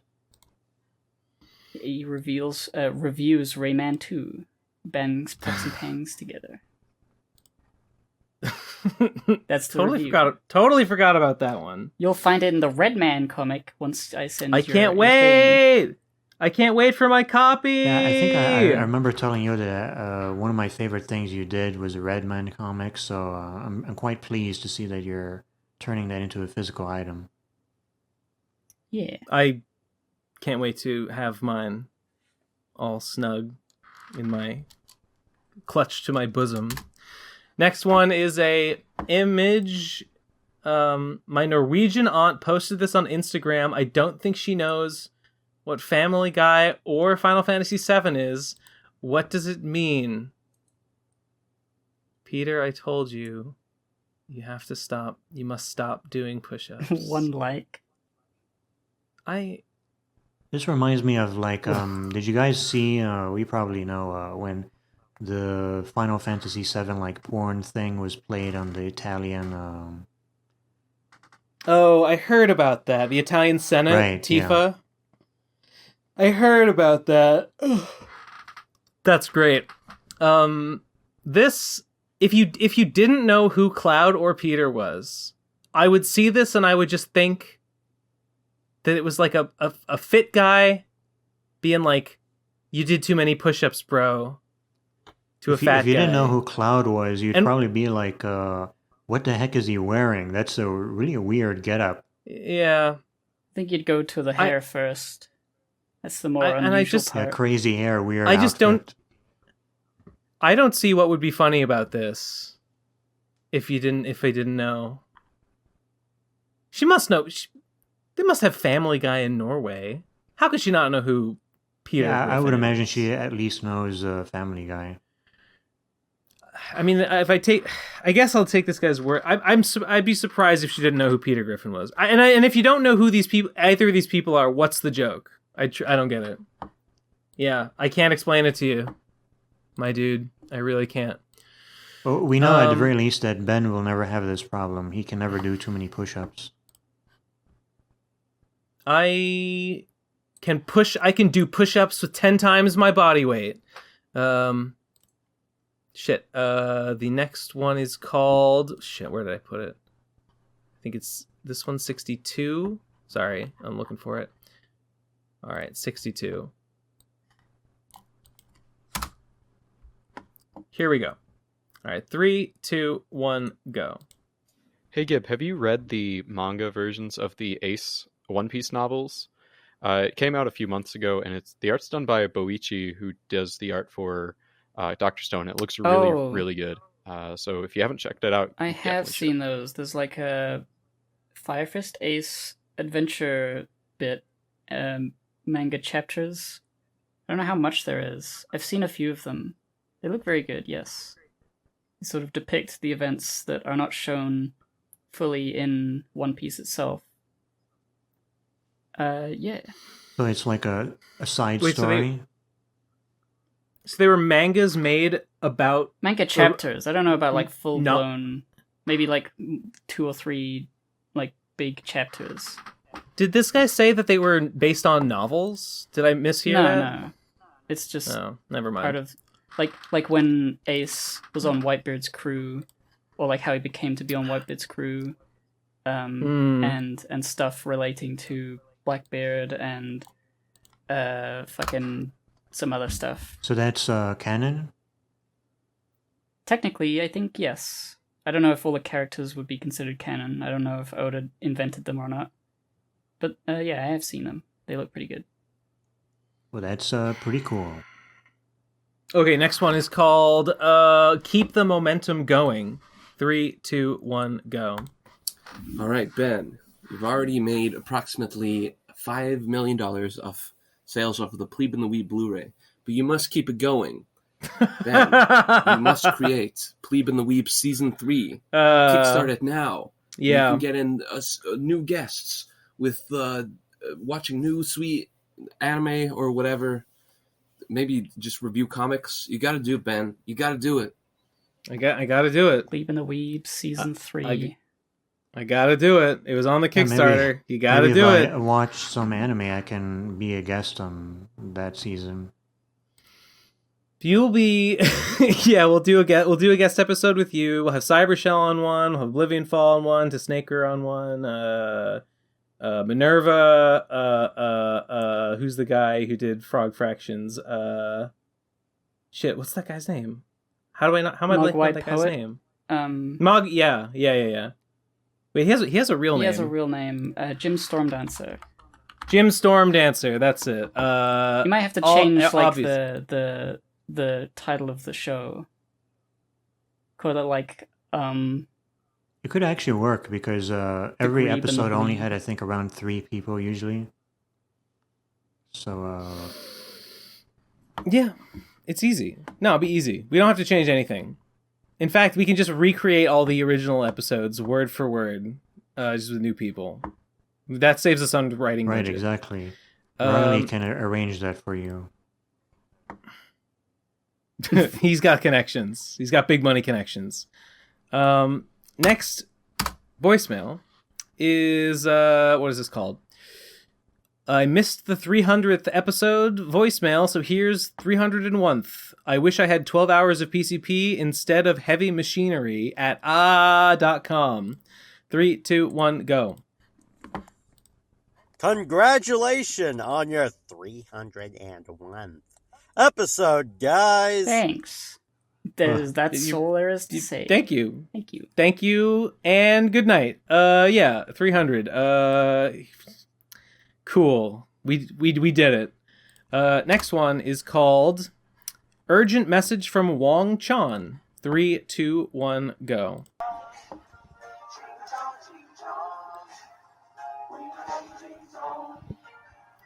Great. Hello, it is I, Wang Chang, calling you from China again. I have urgent message for the man known as Tom Oliver. If you can send this message for me on behalf of the Wuhan Ton in China, please and thank you. The urgent message I need you to send to the man known as Tom Oliver is, hello, how are you? Thank you. Wang Chang signing out. That's a very important message, so you better deliver it. I don't know about the deliberately super racist China voice. I'll be a little honest. I zoned out. I sort of don't remember what he said just there. Good. At least I kind of wasn't paying attention. At least he didn't say the N-word 43 times or 46 times. Sure. I think there's a difference of like, because the obvious parallel is like, oh, Samurai Sama, but Samurai Sama just felt like it was Samurai Sama and better. Was an accent, but it was not about. It was the not. accent. It was not the joke was not, haha, racist stereotype voice. I think this Chinese thing the joke is entirely that, and it's like, it's a little like, not okay, good. Not as good. Are we going anywhere with this? No. Okay. Next one is we got another image here. Let's just see about that. Lol, Tiggers can't get enough of that malt extract. The malt thing is a racist stereotype. People of stripe surely enjoy their malt extract. To say otherwise would be an erasure of their rich culture. I don't even know what this... I mean, I'm sure this is like some sort of... I don't know why it's malt extract of all things, but sure, whatever. Just trying to make a statement about like black people and watermelon or something. But they're using Tigger and malt. I think maybe something they're making a statement on like the ways to react to a racial stereotype. Like the dumb thing is to say, haha, the stereotype. Then the next thing up is Winnie the Pooh normal saying it's a racist stereotype. And the apparent enlightened, whatever you call it, this version of Winnie the Pooh with a tuxedo and the funny eyebrows. I like that Winnie the Pooh. He's just reading some light reading on critical race theory for Winnie the Pooh. is to say he's so smug about it. He loves it. It's like to deny the stereotype is an erasure of their culture, which is not even a thing that is said. People of stripe. So it comes off as like, I don't know, dumb the whole way through. I think isn't that what makes it funny? I feel like maybe I could try and read something into this that might be offensive. Maybe I would disagree with something, but I don't feel like it's meant that seriously, and I'd be missing the point if I tried to like take issue with this meme. So I'm just gonna say, listen, funny joke. Listen, everything. It's funny that Winnie the Pooh is reading a book. Everything is funny when it's ironic. Yeah. People of stripe. Okay. Next one is called New Plan. Posting. But that's what Trixie's gonna need very soon. 3, 2, 1, go. Hello, comrades. Nikolai decided not to invade Ukraine, and Nikolai instead is going to invade PCP headquarters. That sound good to you? Good luck finding it. Yeah, good luck finding something that doesn't exist. Wait, was he looking for PCP HQ? Yeah. Yeah. You gotta have to go to the realm of dreams. The realm of dreams. That's where the podcast wishes. is. Where's the podcast? Where's PCPHQ? The realm of dreams. Yeah. Also, this is still just Digibro's anime podcast. Now that now Chrono. No one's saying this isn't Digibro's anime podcast. However. Nothing. Okay, next one is called End of Otatwai 3.33. You are not otaku. Crunchyroll Awards. 3, 2, 1, go. Main character Aaron won Antagonist of the Year. That isn't what antagonist means. Star Wars Vision, 0 nominations. Attack on Jujutsu, Demon Titan Slayer, Kaizen sucks. Done with anime. Otaku no more. Good. I don't know. I guess I agree with all of that. It's good definitely. to be done with anime. Finally, you're free. I like Chinese cartoons. Trixie was done with anime, but she appears to have gotten back into it. Here, wait. Oh, did I think I forgot one. Never mind. This next one is called Wake Up. There we go. 3, 2, 1, go. Ben, wake up. The accident wasn't your fault. Why do you think Gib is called Gib? It's because she's your id, Ben. She's your id. Doesn't make any sense. What does that mean? What? Id? Like the Jungian psychology thing? I don't know. Well, considering it doesn't you do because it's a B backwards, whatever. But considering you do these shows now really early, like 10 a.m., you do need to wake up more. I do need to wake up, but I always do. Okay, next one is called New Character WRE Man. 3, 2, 1, go.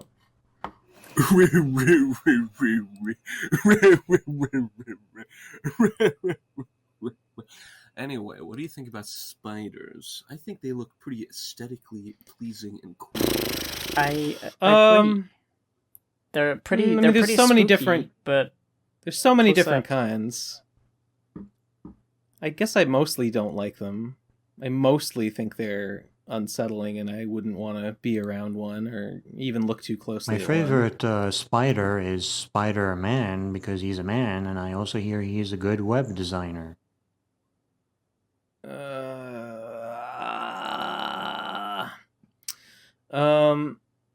I like Spider-Man okay. because he's a man, and I am a misogynist.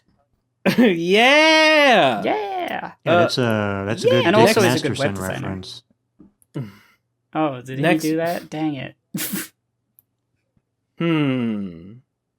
Whatever, Spider-Man. What about Spider-Woman? Where's she? Spider-Man, why is he white, though? Spider-Man? What about spiders? I love spiders. What about Man Spider? Next voicemail is called the Natehead theme song. From No Nate, yes watch at dustydumps.com. 3, 2, 1, go. Oh, Nate, the reason I breathe is you. But you're not on the podcast. Oh, best guy ever, there's nothing I wouldn't do. Except listen to the Gamer Zone, I'm coping. Show me Nate Bestman. Just put him on the PCP with no clickbait. My natelessness is killing me, and I must confess, I still believe. When Nate's not here, I lose my mind. My ass is primed. Get Nate on here one more time. My ass is primed.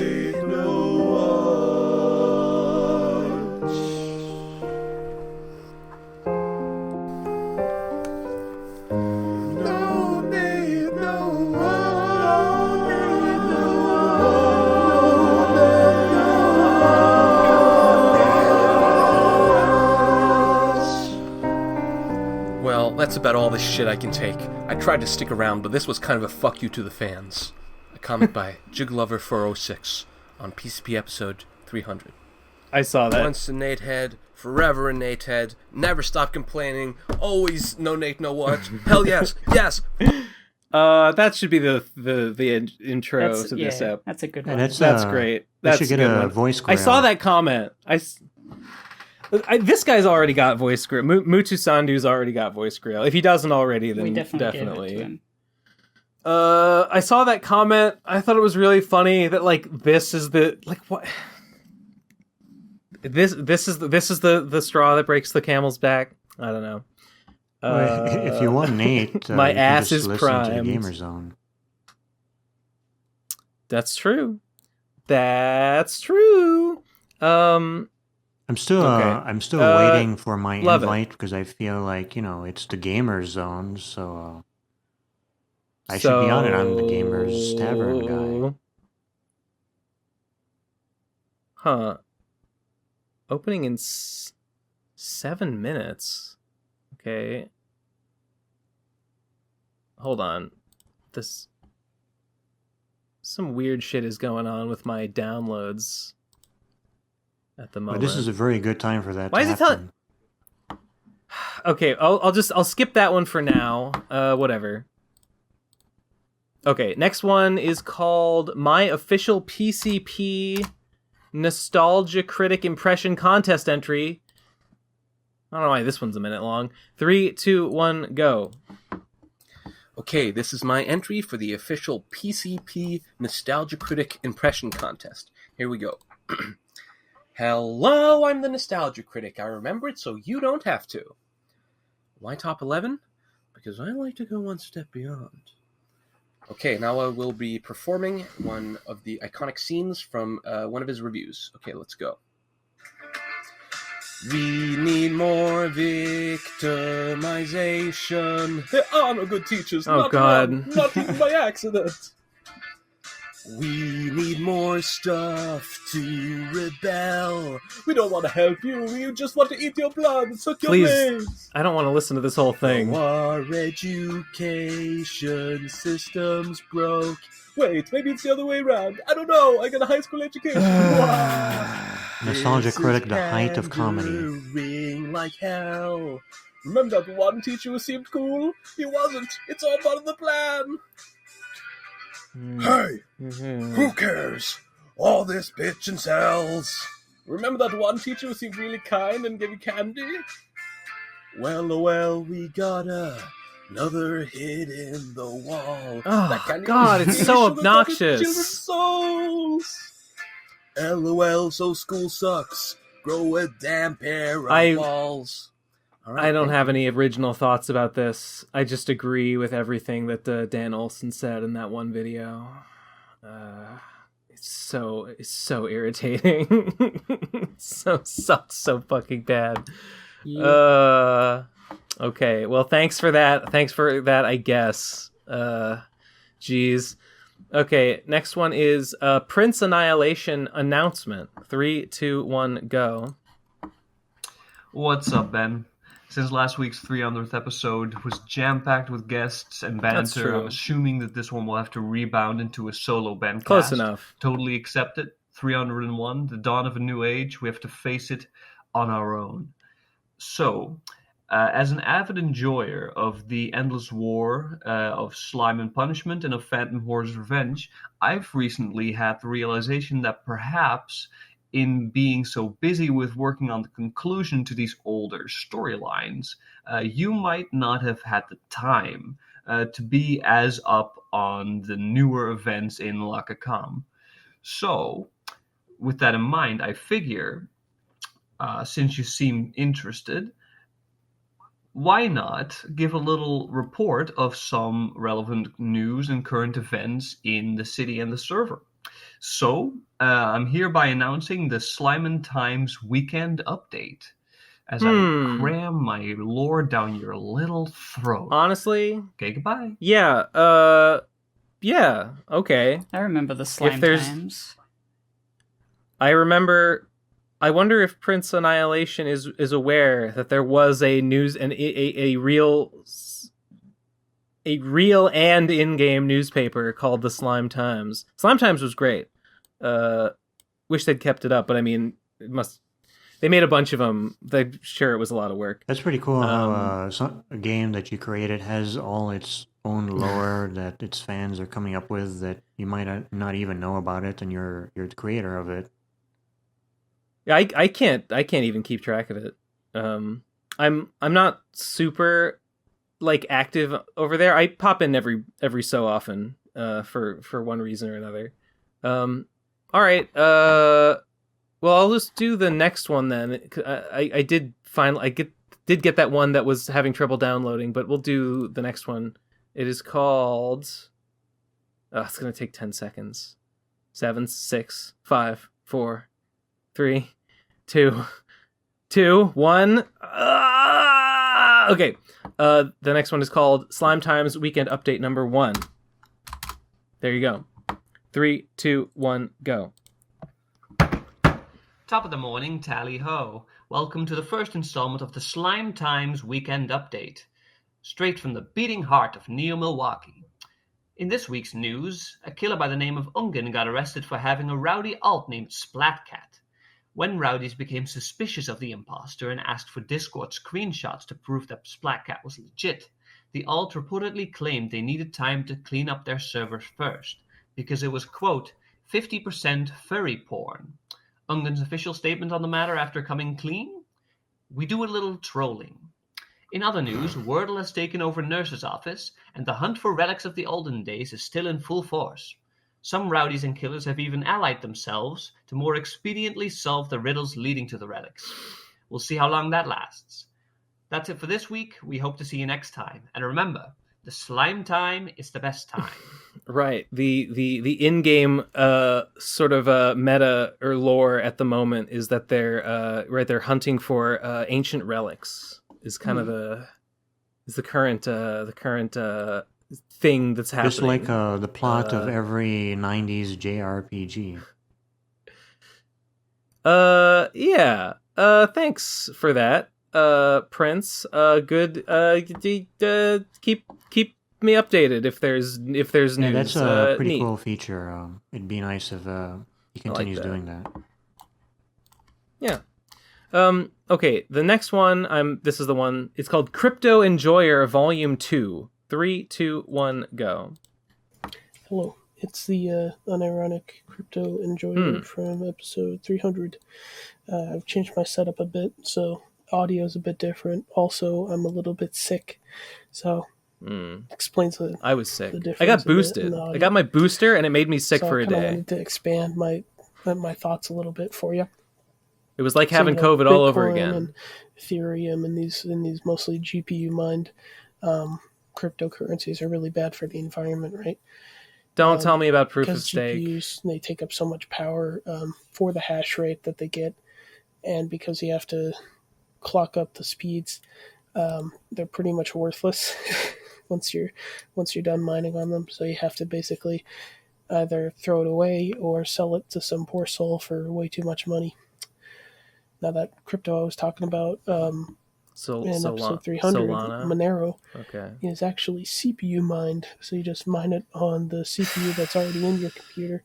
Do you overclock and ruin what that? does basically is lower power consumption, because there's been a focus on increasing efficiency for CPUs for quite a while because they're used in laptops and stuff like that. And CPUs aren't very sellable on aftermarket stuff. So basically, once you can still use it after you've done mining it. It's basically the same.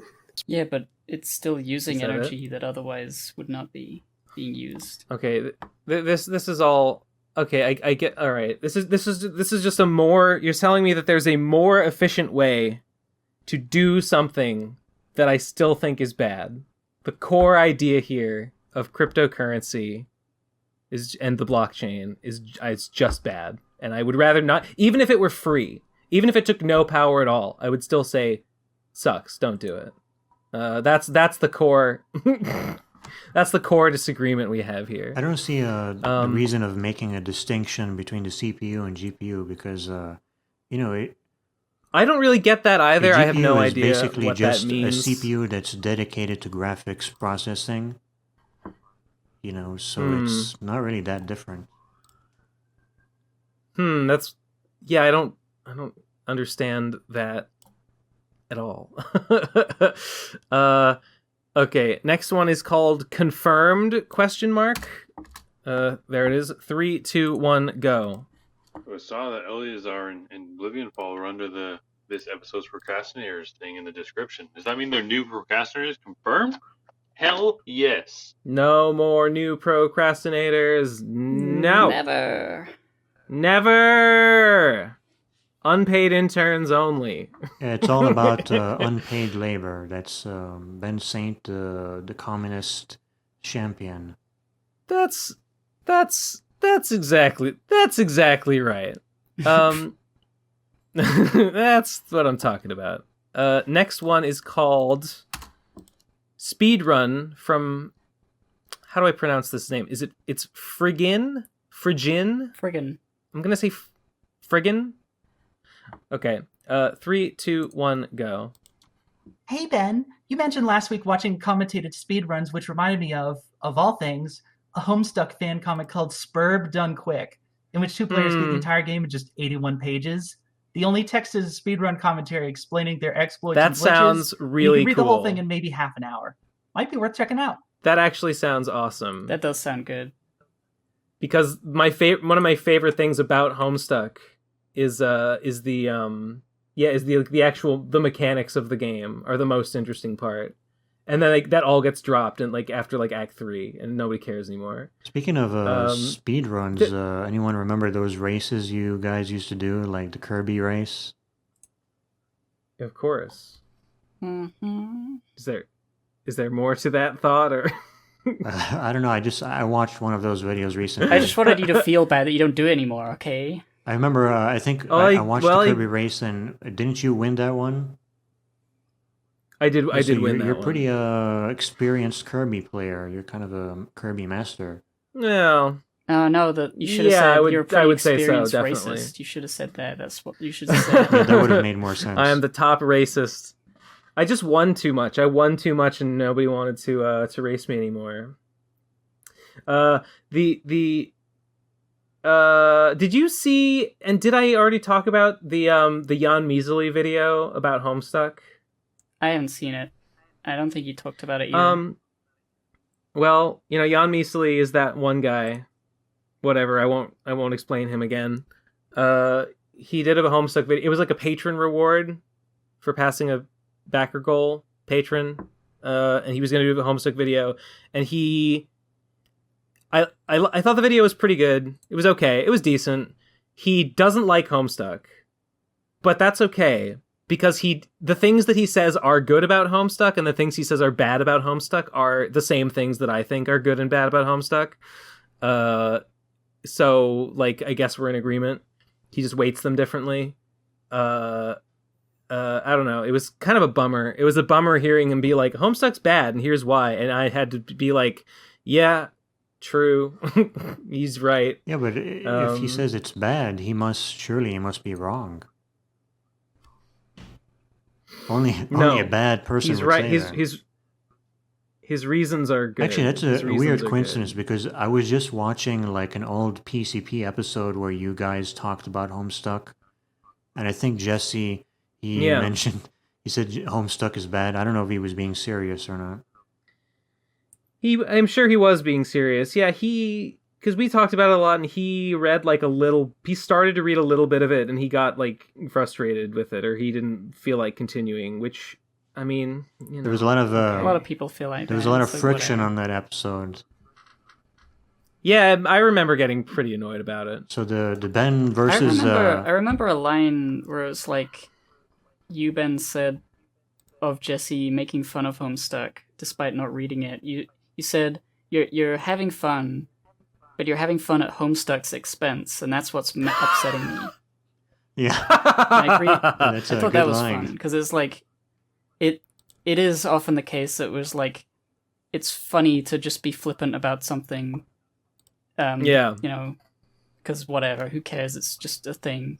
But no, it's just Homestuck. At the end of the day, it's just Homestuck. Yeah, but it's Homestuck. And I'm like I agree. I wanted him to like it, but whatever. I wanted him to like it. It's not that I actually think it's like a problem for you to trash talk Homestuck if you hate it, but like, yeah, I think what I was getting at is like, you're making jokes, I guess. If anything Jesse says is a joke, whoever knows. But the crux of the joke was like Homestuck is bad. People shouldn't read Homestuck, and I'm over here sincerely believing that no, people should read it. Even if I can acknowledge that Homestuck is bad, on some days I would probably agree that on the whole, yeah, Homestuck is bad. I still think people should read it. So if when the sentiment behind your joke is Homestuck bad, no one should read it. I can't get behind it. So that's what I was getting at. Homestuck is like The Simpsons. People talk about it being bad, but there's still a lot of good stuff in there, and people of new generations should look into it. There's a lot of people who don't know The Simpsons because it's just before their time now. Just like Homestuck, or just like The Simpsons with Homestuck, you should just read the first couple chapters. Yeah, I was gonna say, and The maybe Simpsons, you should only watch like the first 10 seasons or so. Yeah, with Homestuck, you should read Act 1. If you like it, you should continue on to read definitely till Act 3, probably through Act 5. And then nobody should read past the end of Act 5 under any even if you liked it and you want to know what happens. Just don't do it. Yeah. Okay, next one is called Good Job, Ben. There we go. 3, 2, 1, go. Ben, it's been an honor watching the Ragcon 2 documentary with you. But one problem. You missed the fucking slur, you goddamn idiot. I will fix it. I will fix it. You did? I did. What was it? There's a soft A N-word, and there's another one that is it's harder to hear. I shouldn't have missed it, but I know why I did, because it's kind of spoken in the middle of a bunch of other people speaking, and I missed that it was there. So I will scrub those out. There sure were a lot of N-words back in the PCP's history. That's for sure.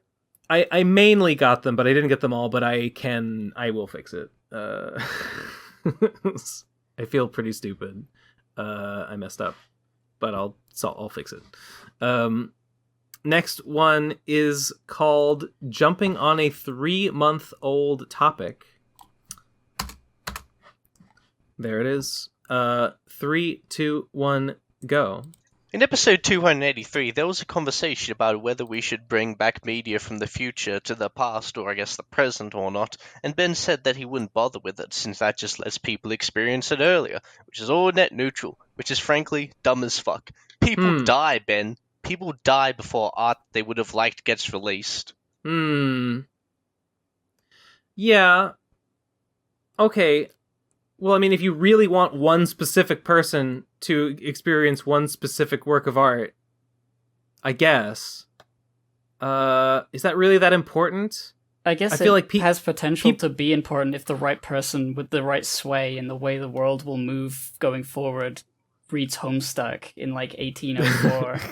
Yeah, you see, if Adolf Hitler only played Mega Man X, he wouldn't have done the Holocaust.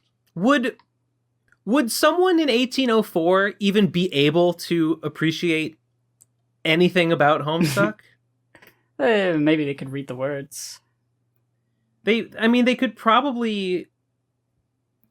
I don't think they would appreciate anything that makes Homestuck special. Like, yeah, they could understand, the idea of these kids that are friends that communicate through this messaging system, going on this fantastical journey, and aliens from another world and alternate realities and stuff. I'm sure they could get the gist of that, but everything that makes Homestuck special is like its format and the way that it is sort of made for the internet of its time, and that just wouldn't mean anything. Well, okay, to a person of the era. Maybe that wouldn't, but I'm just saying.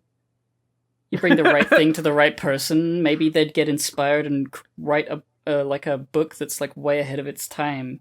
That influences other things. You don't know what's going to happen. Maybe, but okay. I don't think art is kind of the same story over and over again, right? Like, there's not that many different stories that you can tell. What makes a particular work special and what makes a particular work gain traction and become, renowned and a classic in its day, when it's made, is that it speaks to something about those people at that time. And so I think it would be really weird to think that this work of art, this classic work of art that exists here at this point, we need to bring it back in time to a different era that can't really appreciate it. Or it would be a really weird thing for one work of art to hit better and make a more splash and be better suited for a previous time, except in the way that it might be prescient of things that hadn't happened yet, which I guess is true, but then that's not really about the art. That's about we gotta warn people that World War II is gonna happen and stuff like that, right? We gotta prevent anyone from making the first blockchain, and so on and so forth. It's like I said, if you just gave Hitler something to idle his time away with, he probably wouldn't have. He would have become he would have stuck with his art. He would have become a webcomic artist. So we never would have had the Nazi Party. Exactly. You see, he just had too much time on his hands. There was similar political people who at the time who would have taken the place of Adolf Hitler. I don't know if exactly the same thing would have happened, but it's not just him. Germany was completely normal and nothing was going wrong until he decided to change everything, and alone he managed it. Well, I guess we can't know that for now. It's all in the past. Even if Hitler was in his room playing Super Mario Land on his Game Boy Color. All right, I think. I feel like I've explained my reasoning for why bringing art from the future isn't it's not. I don't think other than the fact that with it comes technology we've never seen before, that it would give us insights into the practical realities of the future. I don't think there's anything artistic that would blow our minds about future art. It would just be art from a different context that we are not really suited to appreciate. That's what I think. Anyway, next one is an Imager link. Artistic interpretation of what Ben thought Gib looked like before. Yeah. Why have I got the Swedish flag? as a shirt. Because I said I thought you were like a blonde Nordic. Oh. I thought that was like the Fallout, like vault suit for a second. Not like that fat. I didn't picture you as being that fat. I thought maybe I would have drawn you with like long hair, like kind of like shoulder length hair or like longish. I don't know. This was just my mental image based on almost nothing. It's funny how this is exactly opposite, aside from the blue eyes. Yeah, which I kind of have. Little bit. I have like gray blue eyes. I don't know. I'm just so stupid. I'm just so dang stupid is all. Is that what some people think Mage looks like? No, it's what Ben thought I looked like before. I've seen Mage. This is exactly what Mage looks like, in real life. In case you didn't know. Yeah. So they're Slavic. Blonde. So, whatever. Okay, next one. This is the last one, unless there's a last minute. Please no more. Yep, this is the last one. Need an answer from TGT Lore Master Ben. I'm not that much of a lore master. I haven't even read the new pages. 3, 2, 1, go. So I saw this comic about Shadow breaking out the time prison. He broke his bones, and it heals every time he moves. It's very funny. Yeah. It's in style of Tales Get Trolled. But I read all of Tales Trolled, and I never saw the sequence. I'm pretty sure it's an edit. Where is it, Ben? I'm pretty sure. Is it like a extra panel from Laserbot? I can find it anywhere. Be famous. I need the origins of this comic strip. You probably saw it. It's all around on Twitter. Yeah, it's a strip about Shadows. Like, I just came back from the whatever time void. I lived there for 10,000 years. I never died. I never went to sleep. I couldn't move except by breaking my bones. So I just broke all my bones over and over again until they healed themselves and my body is pure scar tissue. I'm invincible. I'm so powerful that I'm just constantly breaking and re-healing all my bones whenever I move or whatever. I'm pretty sure it's an edit of a bunch of panels of Tales Gets Trolled that have been put together. I don't know what the dialogue comes from or why it exists, but I know the one you're talking about. Well, if Cybershell were here, probably he'd be able to answer that, because he's not only the Sonic lore master, he's also the Tales Gets Trolled lore master. And just like the meme guy in general. Like, I'm sure he probably knows exactly where that meme comes from and who made it and why and what it's referencing, and all that. He's a master of many lores. I found out from the Know Your Meme page, the meme of putting the Smiling Friends guys in front of something and him say I know we're supposed to help this guy, but if he's a lost cause, he's already made up his mind. Why don't we just get out of here and cut our losses? I guess Cybershell was the first guy to put that image in front of something. Yeah, I saw that. Or at least the first one that is known, or at least he's credited as the first one on Know Your Meme, which I just thought was that was interesting. Quite an obvious meme template to do. Yeah, I guess so. Like it might have happened inevitably. It's still funny that he was the first one to do it. He's the first one to do it, and therefore he owns the copyright to it. So, he owns the copyright of putting one copyrighted thing on another copyrighted thing, just like Sonichu. It's a parody, baby. Fair use. Yeah, exactly. Yeah. There you go. Well, that's it. That's the last. Okay. That's the last one.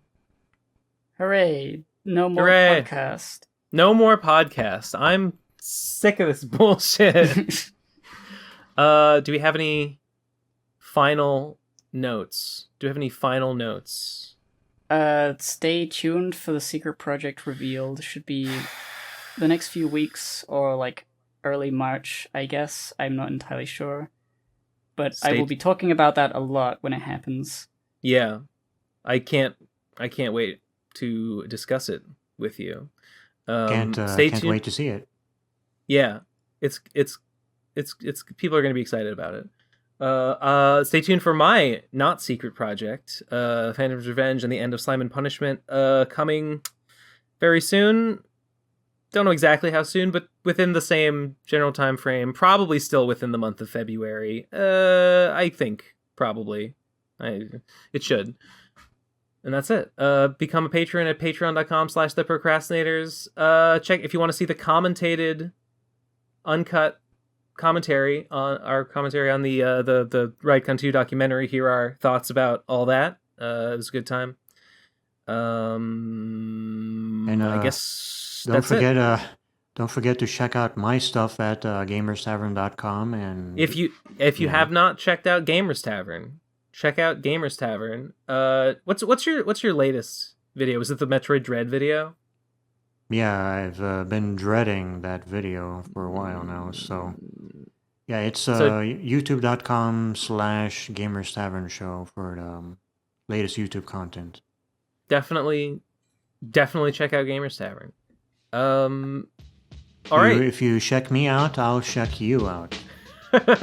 Cool. All right, that's gonna do it. End of the episode. We'll see you next week, and peace out, every pony. See ya. Later, everyone.